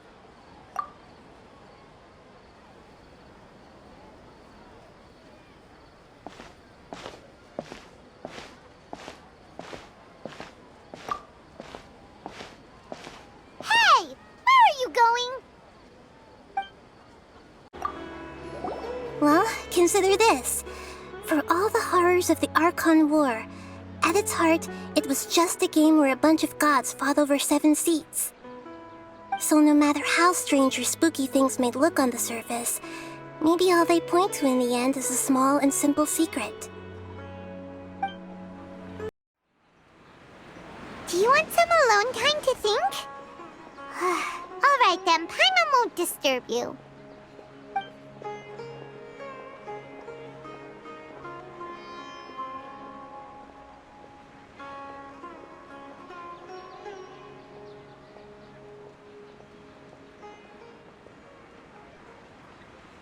The dance of Sabzeruz is about to begin. I'm going to go watch it. Okay. Why don't you go ahead, Dunyarzad? We still have some other stuff to do first. Okay then. See you later. Have you figured it out yet, Traveler? Time is ticking away. Awesome! What is it? Paimon wants to know. Oh, wait, no. Let's meet up with Nahida first. You can tell us both together. This time, we're gonna get to the truth. You're back! I've been waiting forever for you two. Judging by the looks on your faces, are you ready to take your Sabzeruz exam and graduate from the festival? Okay, first off, have you discovered the hidden truth? Okay, Nahida said, the Akasha relies on the power of a gnosis to operate, as it is the manifestation of the God of Wisdom's power. It compiles the wisdom of the entire populace, and it grants knowledge to the people. We've already experienced the Sabzeruz Festival many times, and the day of the festival seems to be in a perpetual samsara. All the bizarre spaces I saw outside the city had one thing in common: a lack of human presence. Those spaces remind me of dreams, like the one I had in the Avidia forest, except these have no sign of human presence. The moon, illusions, and lies. What do they all mean? People in Sumeru don't dream. What a strange phenomenon.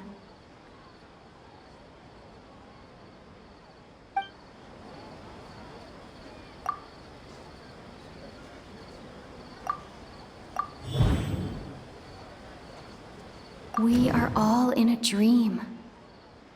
It isn't that the people of Sumeru don't dream. Rather, the Akasha is taking their dreams from them. People in Sumeru think they don't dream, but the truth is the Akasha steals their dreams without them knowing it. And those spaces with no human presence are stolen dreams without their host. That would explain why they sounded so weird when she was trying to describe them. Huh. So people in Sumeru do dream after all. In fact, we're all in one big dream together right now. Correct answer. Now, how did you conclude that the Akasha is capable of this? The Akasha relies on the power of a gnosis to operate. It is the manifestation of the God of Wisdom's power. It compiles the wisdom of the entire populace. And it grants knowledge to the people. Oh, okay. Those dream-controlling creatures in the forest also get their power from the Dendro Archon, right? That would explain why the Akasha has the ability to control people's dreams, too. But is stealing everyone's dreams really how the Akasha compiles their wisdom? Isn't there anything more to it than that? Dreams are fantastical, complex, and full of imagination. People's brains are the most active when they're dreaming. In other words, dreams are rich bundles of human wisdom. So, in other words, the complete opposite of how Hypatia understood it. Paimon remembers her saying that the sages think dreams are foolish delusions, and the fact that no one dreams is a blessing from Greater Lord Rukkhadevata. So it was all a dirty trick? The real story is that the sages from the Academia are using the Akasha to steal people's dreams for their own use, huh? Oh? By the sounds of it, you understand the current situation pretty well. So then, what about the Samsara?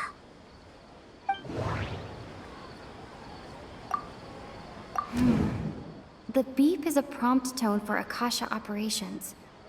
We still hear it every night, even though we removed our Akasha terminals. Those spaces kept disappearing before my eyes. But as soon as that beep sounded, many more spaces materialized. Those dreamscapes kept vanishing. But as soon as that beep sounded, more new spaces appeared. Grand Sage said, go celebrate the birth of that god to your heart's content. Did he mean something more? My mind feels exhausted, even though I haven't done too much thinking. What is going on? We've already experienced the Sabzeruz Festival many times, and the day of the festival seems to be in a perpetual samsara.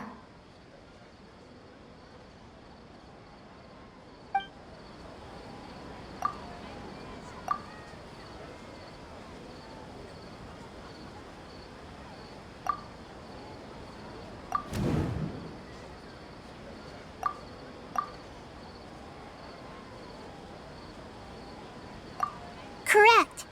The Akasha is keeping each person's brain in a constant dream state, but also separating their consciousness from their own dream. Their disembodied consciousness is placed inside the collective dream of the Sabzeruz Festival along with everyone else's, while their now vacant dreams are harvested by the Akasha. No one is any the wiser as another day passes in the dream, And so begins another samsara cycle. People wake up to yet another dream about the Sabzeruz Festival. The dreams that belong to them are once again harvested by the Akasha. And so it continues. So, this is like a dream factory, and the Akasha is a dream harvesting machine. Did Paimon get that analogy right? Very good, Paimon. Using analogies well is an excellent habit to get into. Okay, so that beep we keep hearing is actually from our real-life Akasha terminals. Taking off our terminals in this dream doesn't do anything. All right, last question. Who am I?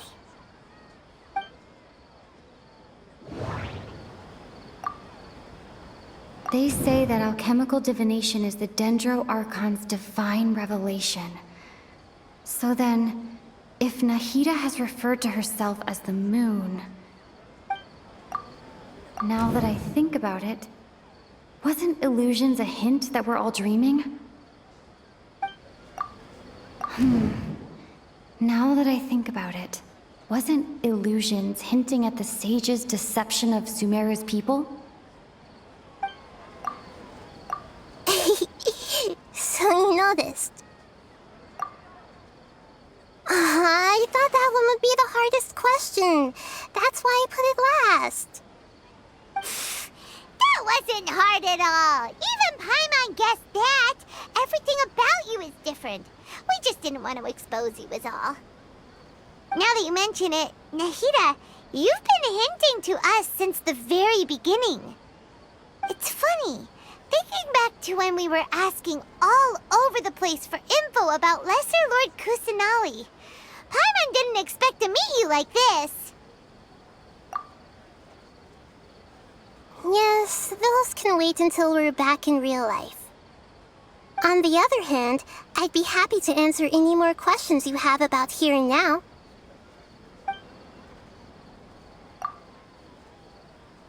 You asked me this question before. My answer was, it would literally blow your minds. Now that you know this is all a dream, this answer should hopefully make more sense. Have you heard the saying, don't wake a sleepwalker? Likewise, if someone suddenly had told you all this instead of you learning it on your own, your notion of reality and dream would be thrown into irreversible confusion. I couldn't expose you to that kind of risk. That's why I could only give you very subtle hints and some suggestions.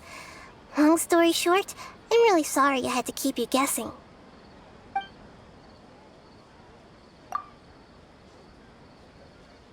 Firstly, this dream we're in is completely based on reality. People have already experienced this Sabzeruz Festival, so it would be very difficult for them to find anything that strikes them as surreal. Secondly, you're probably wondering why people don't have any memories from earlier samsara, right?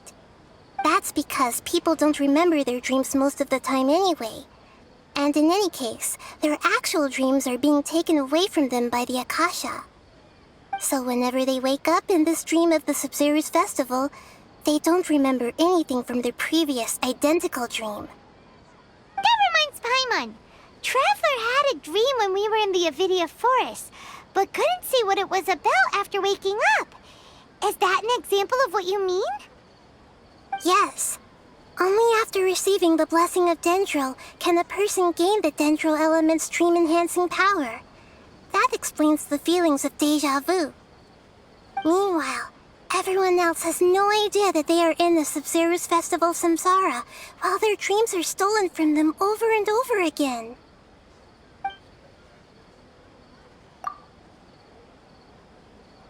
Can humans really keep dreaming forever like this? Will it ever end? And if so, when? You might say your mental fatigue has already answered this question. Eventually, there's only so much that people can tolerate. Especially those whose health is compromised to begin with, like Dunyarzad. This relentless exploitation takes an even harder toll on them. People's lives are at stake here, and nobody knows a thing! We've got to put a stop to this!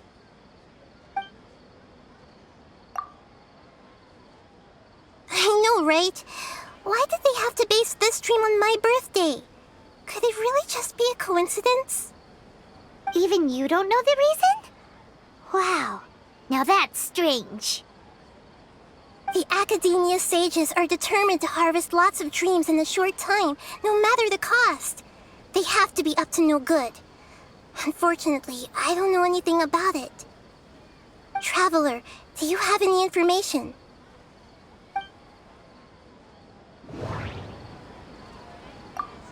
Those spaces remind me of dreams, like the one I had in the Avidia forest. Except these have no sign of human presence.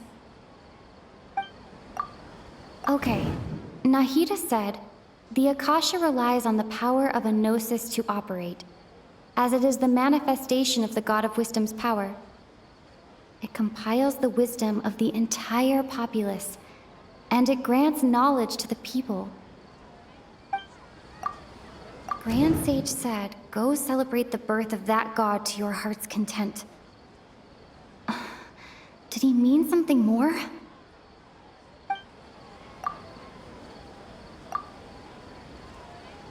Celebrate the birth of that god? Could it mean...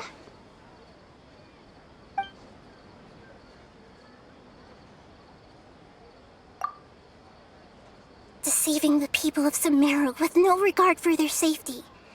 No matter what they're trying to do, this is unforgivable. After we end the Sabzeruz Festival Samsara, we have to look into them. How can the sages of the Academia do this behind their Archon's back? This is ridiculous! In the end, I'm just the moon. The real sun is long gone. A sun and a moon? Nahida's talking in riddles again. Oh, we're out of time today! I'll tell you how to break free of the samsara tomorrow. See you then.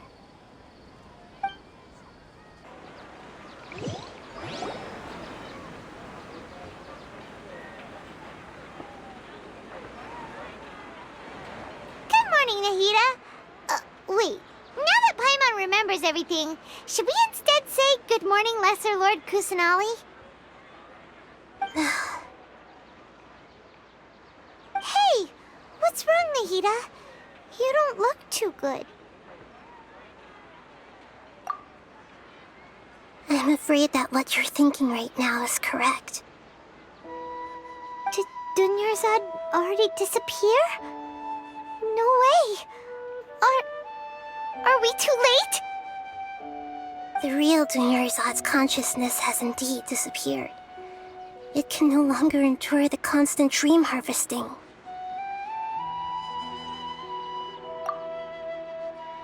Paimon can't believe it. Wait, so what about that other Dunyarzad? Just what is she? Is she also going to disappear? She's actually something like a puppet, but not completely.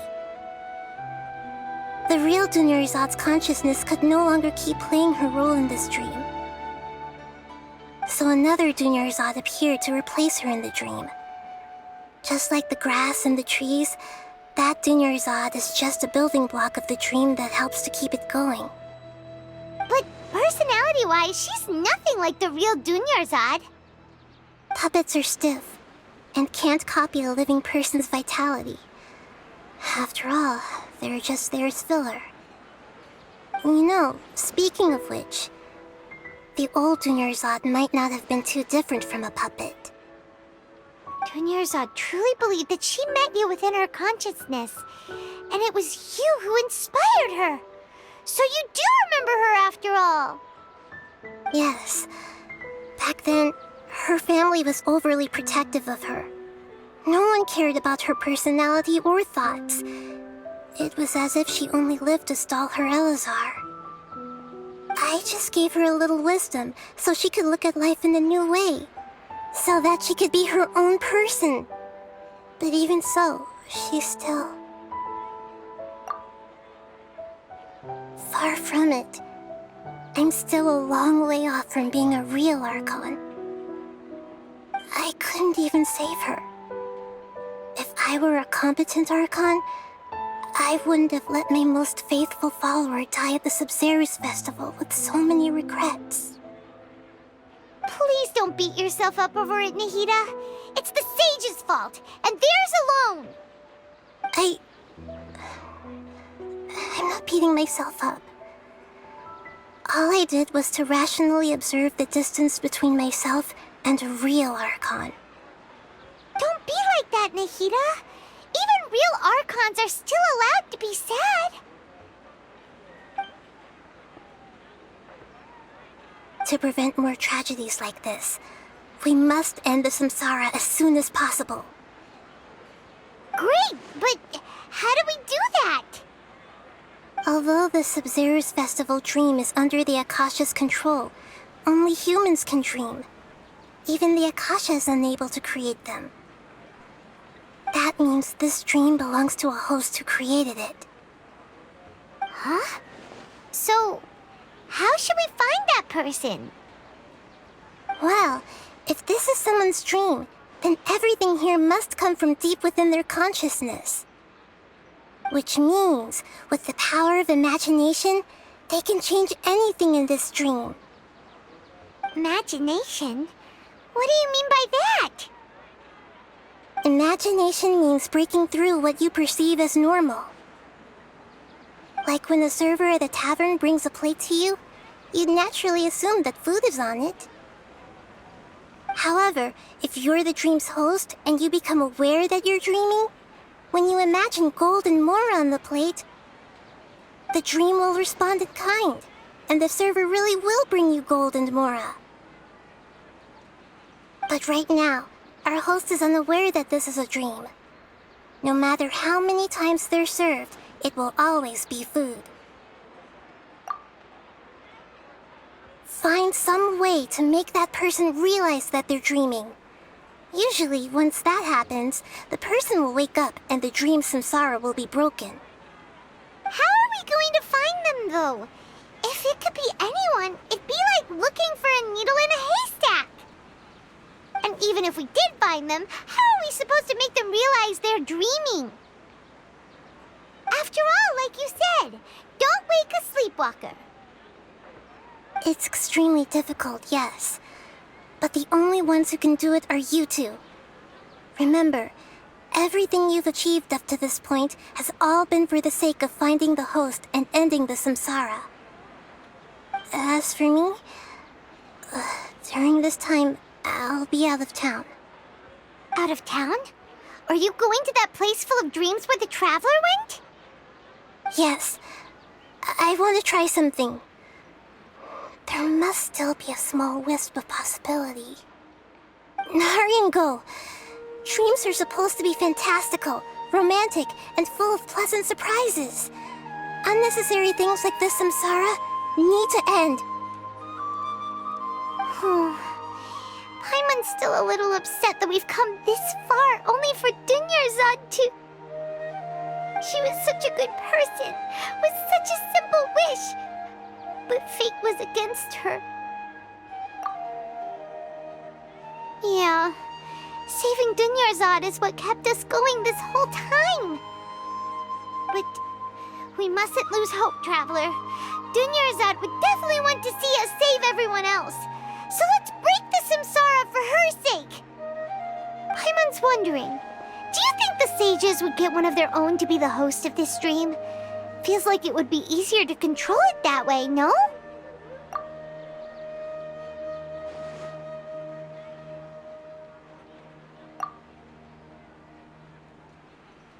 Huh. That's true. Plus, the sages probably weren't counting on there being other factors beyond their control, like Nahida and us. So, who do you think the host of the dream is? Oh, that would make sense. Ferris, the Knight of Flowers, is a symbol of the whole Sabzeruz Festival, right? Pretty core character. Let's go ask him some questions, shall we?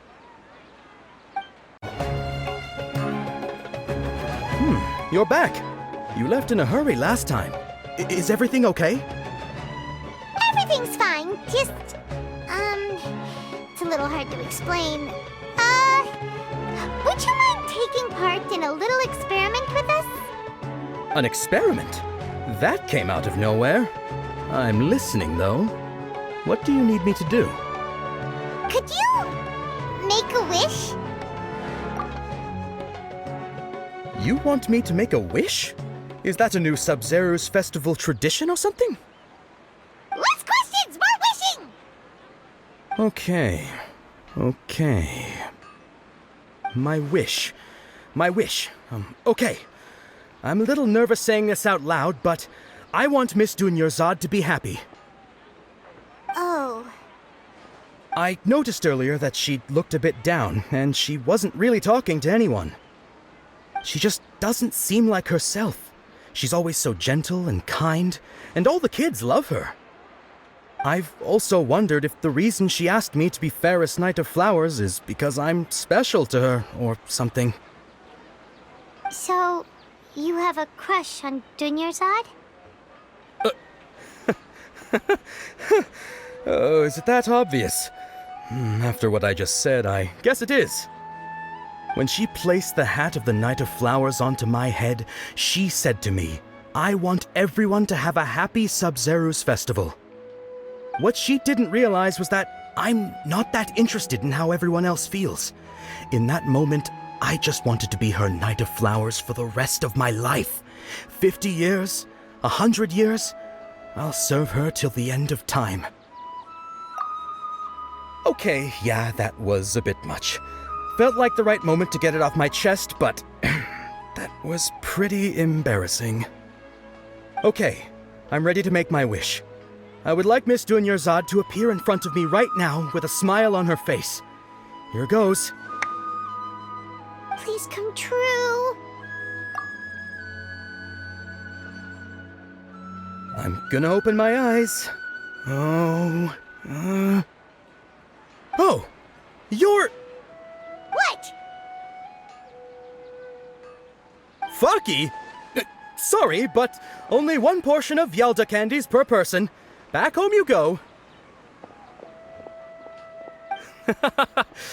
Nice try, you two. Anyway, never mind. I don't need to see her appear right in front of me. As long as she's happy. Guess he isn't the host of this dream after all. Should have expected it wouldn't be this easy.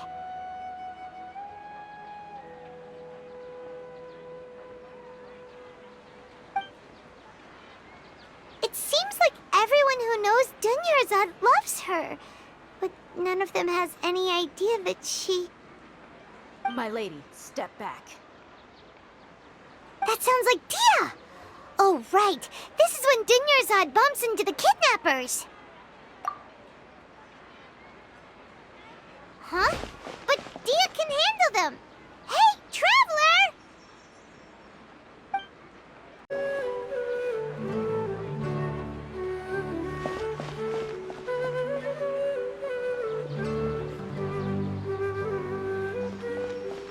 Oh, it's you. Great timing.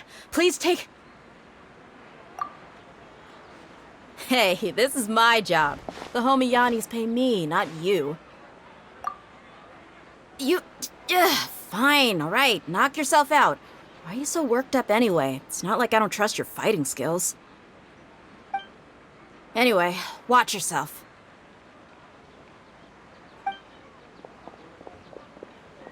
So you got yourself some backup. Suit yourself. You're going down! Traveler, were you just taking your anger out on those guys? You and Nahida both. Dunyarzad wouldn't want to see you two like this. Oh, and speaking of her, Paimon just remembered something.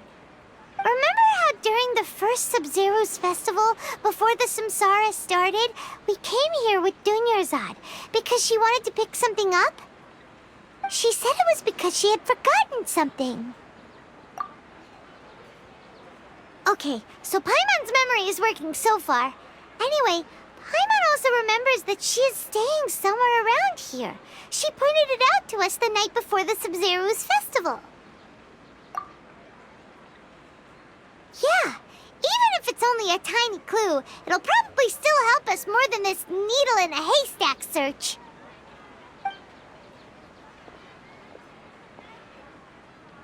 This is the place! It's rude to enter other people's spaces without permission, but desperate times call for desperate measures! Hey! The windows are unlocked!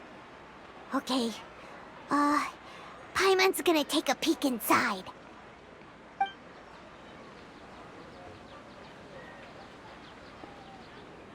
This was only a temporary residence, so there was pretty much nothing inside except this book on the table. Should we open it?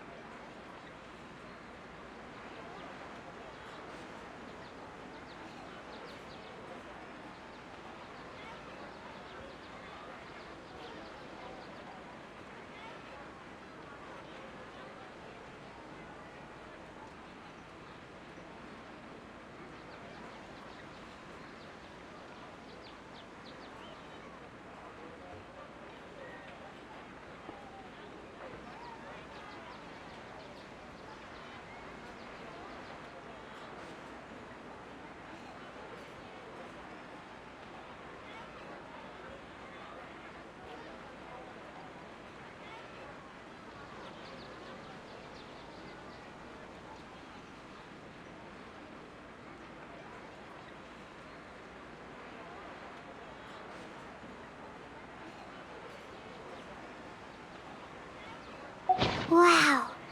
Dunyarzad wrote all of this. Sounds like she was always thinking of us even while we were away.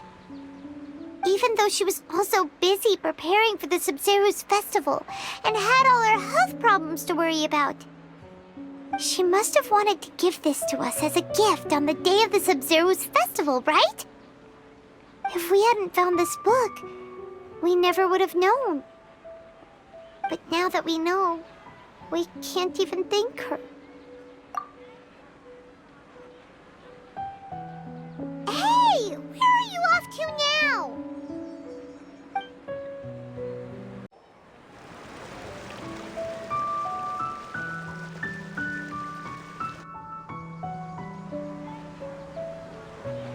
It's Dunyarzad's puppet.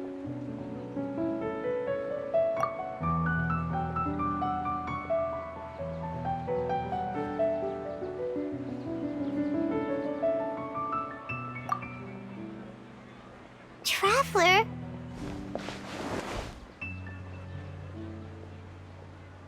You must be exhausted. Come to think of it, we've been stuck in this place for a really, really long time. Heck, even the last time we were chatting happily with Dunyarzad feels like an eternity ago.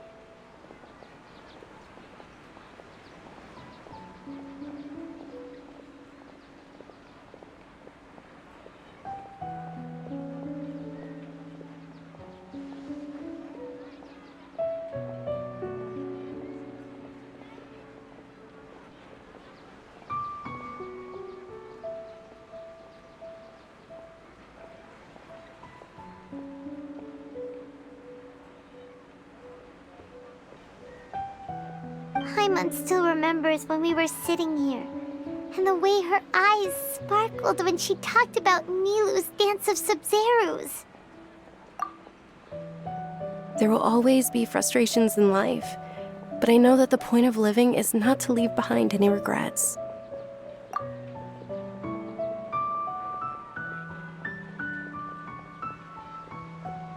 That was what the real Dunyarzad said, wasn't it? Does that mean...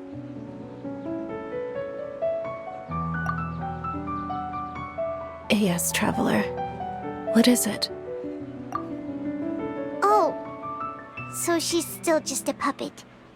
But just now, how come... doing this time?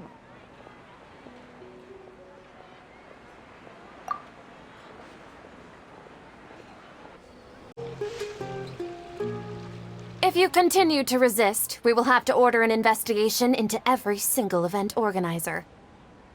The Grand Sage has already granted you much leniency. I advise that you exercise tact. How did things turn out like this?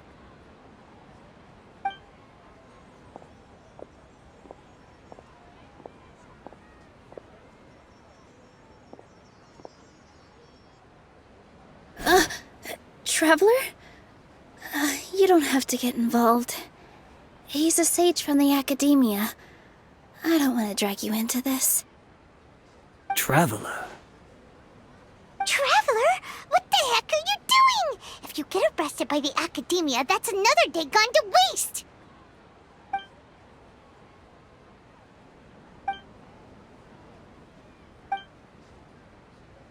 Wait, they're not reacting. Have they been scared stiff? Oh, of course! If this is the sage's plan, they wouldn't put themselves through this. So they're just substitutes. What is this? What happened to the Grand Sage and his entourage?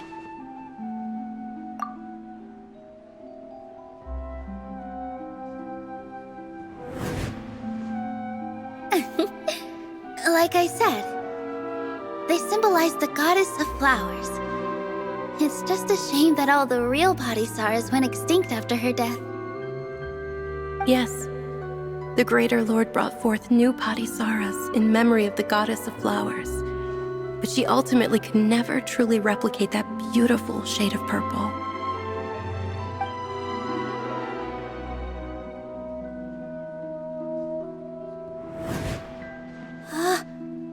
Beautiful shade of purple. Aren't these flowers real Padisaras? Just like the ones from the legend? I didn't even notice. Dunyarzad, did you find these? But didn't you just say all the real flowers went extinct after the goddess of flowers passed away? So, how? Yeah. What's going on here? Huh? You guys are acting weird. But okay, I'll try.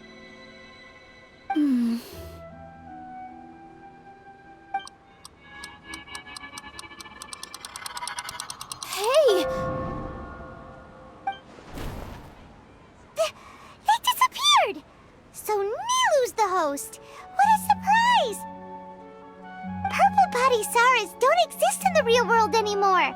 But in Nilu's subconscious, they can appear as decorations on the stage! It's just like the example Nahida told us. People assumed there will be food on a plate, and Nilu assumed there would be real Padisaras in the flower pots. So when you saw the flowers, you instantly knew it was Nilu? But if we want to end the samsara, we need the host to become aware that they're dreaming. How should we make Nilu realize that? Am I dreaming? Huh? So I'm right. Is this Lesser Lord Kusanali responding to our celebration of the Sabzeruz Festival? Wrong guess, but you aren't completely wrong either. The point is, what made you think this is a dream? As far as you know, people in Sumeru don't dream, right?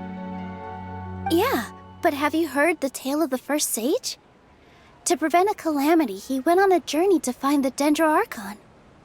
Ooh, sounds familiar. Dunyarzad told us a story like that when we first arrived in Sumeru City. So it was about the first sage, huh? Yep, but in the part you heard, he hadn't become the first sage yet. There's more to the story. His piety and wisdom were acknowledged by the Archon, and she finally gave her blessing to him. All kinds of spectacular scenes appeared in front of the first sage, as if all the knowledge in the world was being painted onto a canvas right before him. He was captivated. After who knows how long, he mastered all the knowledge he could comprehend. Afterward, he said to the Dendro Archon, "I miss my parents, my wife, and my children. I've been away from home for far too long. They must be worried." The Dendro Archon smiled. The next second, the sage found himself lying in his bed, as if he had just woken up from a dream. His wife, lying next to him, said, "You're off to search for the Dendro Archon today, aren't you? Have a safe journey, my love." In the end, the first sage took care of many disasters in Sumeru City and founded the Academia. What a happy ending. So, the first sage was dreaming ever since the beginning of the story? He never went on his journey? Yes, but his faith and determination were conveyed to the Dendro Archon, so she blessed him in the form of a dream. Paimon understands where you're coming from now. That's a really interesting connection. But we really gotta wake up soon, like the sage in the story! I see. Well, it just so happens that today's Sabzeruz Festival is almost over too.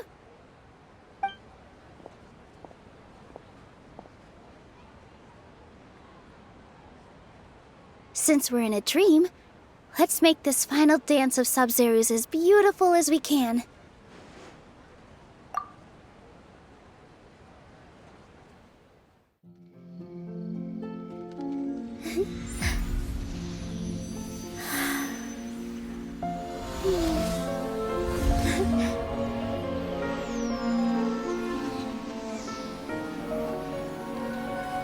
The wait is over, everyone. I dedicate this to our god, the dance of Sabzeruz.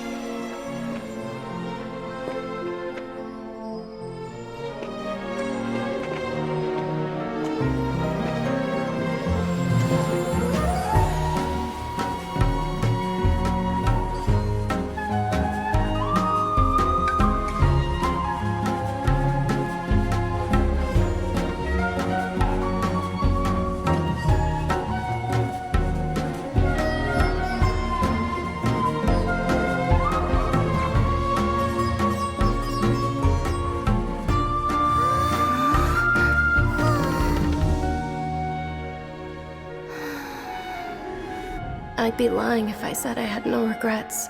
I would have loved to see Nilou's dance.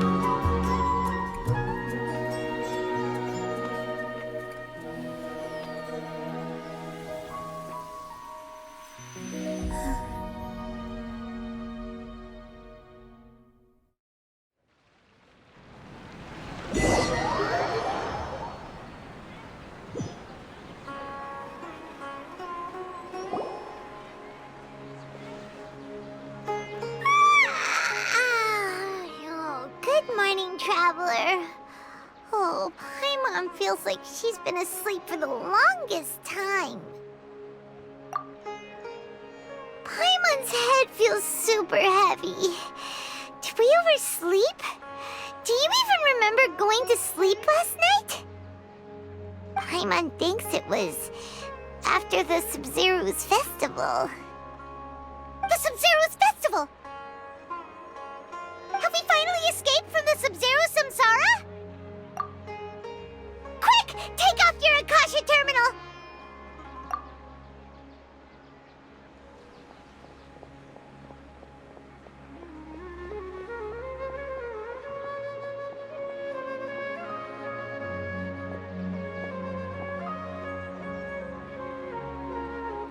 She's not in her room. What happened? Huh? What usual spot?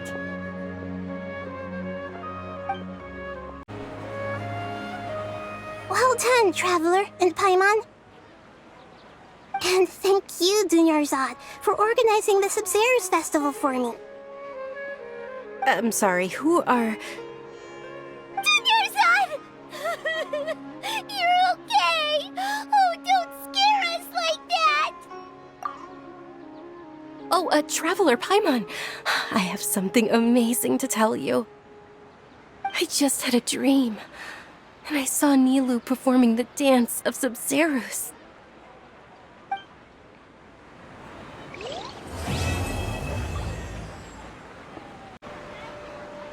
You're actually Nahida, aren't you? Paimon felt like Catherine was acting weird when we met at the Sabzeruz Festival. And Dunyarzad, did you save her? It's a really long story. We shouldn't disturb her. Her consciousness is still weakened. Let's chat somewhere else. How about by the Traveler's favorite bench?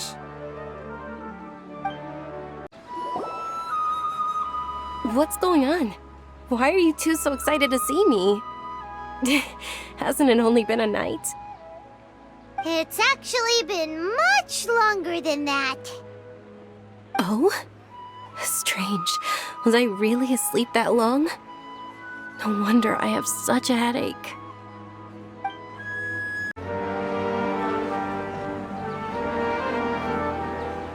Let's talk about Dunyarzad first. It's such a relief that she's all right. After we parted on the last day of the Sabzeruz Festival, I left the city and saw what the Traveler had described. Among the countless dreams, I found one that was growing fainter and fainter. This proved my suspicion. Once Dunyarzad could no longer bear the Akasha harvesting her dreams, her consciousness began to dissipate. But this also meant it escaped the Akasha's control. Such a small fragment of consciousness can't last for very long, though. It will return to its original dream, where both will gradually fade until they completely disappear. I used all the power I had to keep her dying dream alive as long as possible, but it still wouldn't have lasted for much longer if it hadn't been for you two breaking the samsara. So it looks like we did manage to save Dunyarzad in the end. And not a moment too soon. Huh? Why are you two smiling so happily? I thought you'd be so moved that you'd start crying. I need to spend more time observing human emotions. Both are fine. Everyone reacts differently. All right. You two must have a lot of other questions for me, right? After all, you saved my faithful believer. As your reward, I will answer any and all questions. At the Avidia Forest, there was this incense that made the Traveler fall unconscious and dream of a huge tree and a red sky.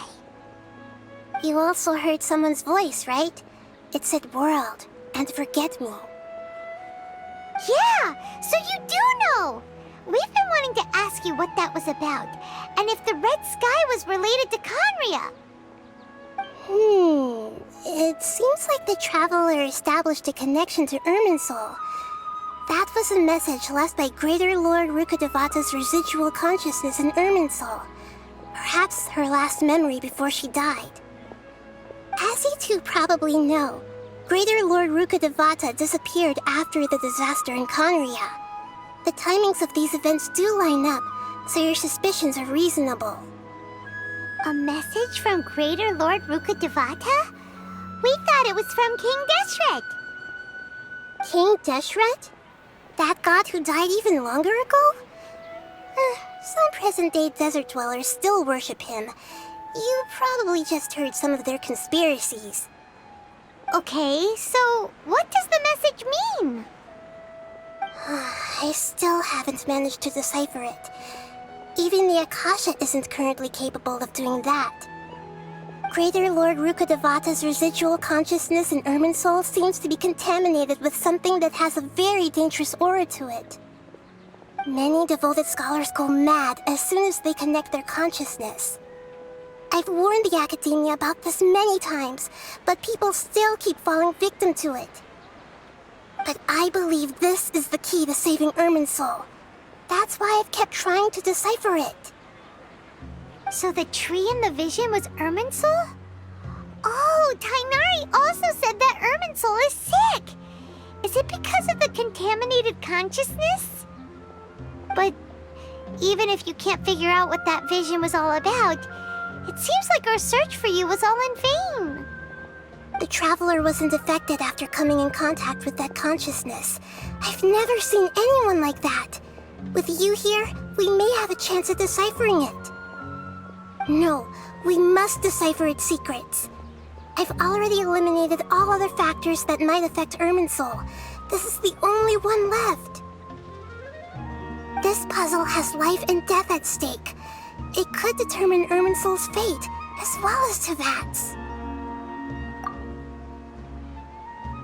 To be accurate, I'm using the Akasha as a medium to occupy Catherine's consciousness. How did you do that? Poor Catherine. Does this mean you can also occupy other people's consciousnesses? Theoretically, I can enter anyone's mind as long as they're wearing their Akasha terminal. The Akasha is the legacy of Greater Lord Rukkhadevata.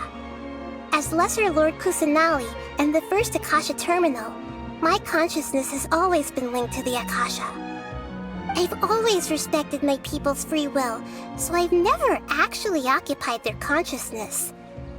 When necessary, I just borrow this bionic Snezhnayan puppet. Hold on. Did we just learn some deep, dark secret? So Catherine is... No wonder Paimon felt something was off about her. What about your own body? Why do you need to borrow other people's? Don't you live in the sanctuary of Surasthana? That story begins a long time ago. After Greater Lord Rukkhadevata disappeared, the sages found my newly born self and took me back to Sumeru. At that time, I was young and weak. The sages kept me in the sanctuary of Surasthana, ostensibly for the sake of protecting me. But I've hardly heard from them since. However, I do understand that they had hoped to find Greater Lord Rukkhadevata instead of me, a symbol of her passing. So, the sages basically put their new Archon under house arrest? How dare they! Why don't you teach them a lesson, Nahida? In some ways, they aren't wrong. Greater Lord Rukkhadevata was omniscient and omnipotent. Even after her death, the Akasha is still empowering this nation. And I'm still really far away from being able to call myself the God of Wisdom.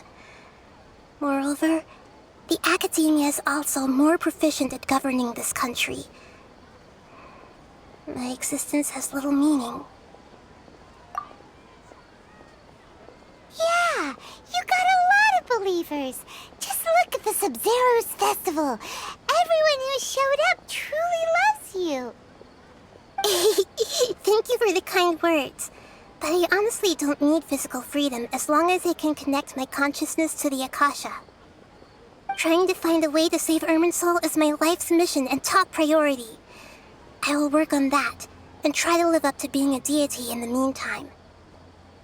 Every once in a while, I will also take up the duties of the God of Wisdom and enlighten a lost soul here and there. Doing all that should be enough. There's never been any big problems with the Academia's governance of Sumeru. This is the first time I've seen them step out of line. I wonder what caused them to go down this path, and what they hope to achieve. Even though the city's residents haven't noticed anything strange, if the Traveler hadn't broken the Sabzeruz Samsara, the situation could have become dire. I tried to do some investigating in the Akasha, but I couldn't find anything suspicious, and all the people of interest seem to purposely avoid wearing their Akasha terminals. I think they're deliberately trying to hide something. Oh, that reminds Paimon. In Gandharvaville, there was a sage who had invited Tainari to join some kind of project. Could it be related? Regardless, I need to first investigate the sage's motives, make things right, and punish them if needed. But I'll have to be discreet, or they'll see me coming. You mean how the Akasha stops you from having dreams? Yeah, it's been such a long time. No one's noticed something's up? It's not that no one noticed. It's more like no one cared. Ultimately, it's all rooted in the sage's misdirection. Misdirection? The sage has convinced everyone to believe that being unable to dream is a sign of rationality and wisdom. Not dreaming is a badge of honor in Sumeru. Even if the truth is that their dreams are being reaped by the Akasha. With their propaganda in place, the sages can maximize their use of the Akasha to facilitate their research. Besides, Greater Lord Rukkhadevata must have created the Akasha in the hopes that it could be used to its full potential. That's why I've never come out strongly against this. Anyway, the perspective advocated by the sages drowned out any voices of doubt. By now, even those who never use Akasha terminals find it too shameful and embarrassing to talk about their dreams. Got it! I hope my answers were satisfactory, seekers of knowledge. To be honest, maintaining Dunyarzad's fading dream took a lot of mental energy. I think I may need to rest for a while. Oh, and you don't need to worry too much about the sage's activities for now. The Akasha won't be able to conduct another project on the scale of the Sabzeruz Samsara in the immediate future. Go and get some sleep. Leave everything to us. What a relief. This is truly the most exhausting birthday I've ever had.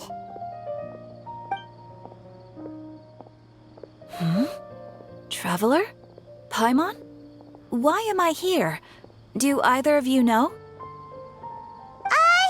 Maybe you were sleepwalking. You know you can't wake up a sleepwalker.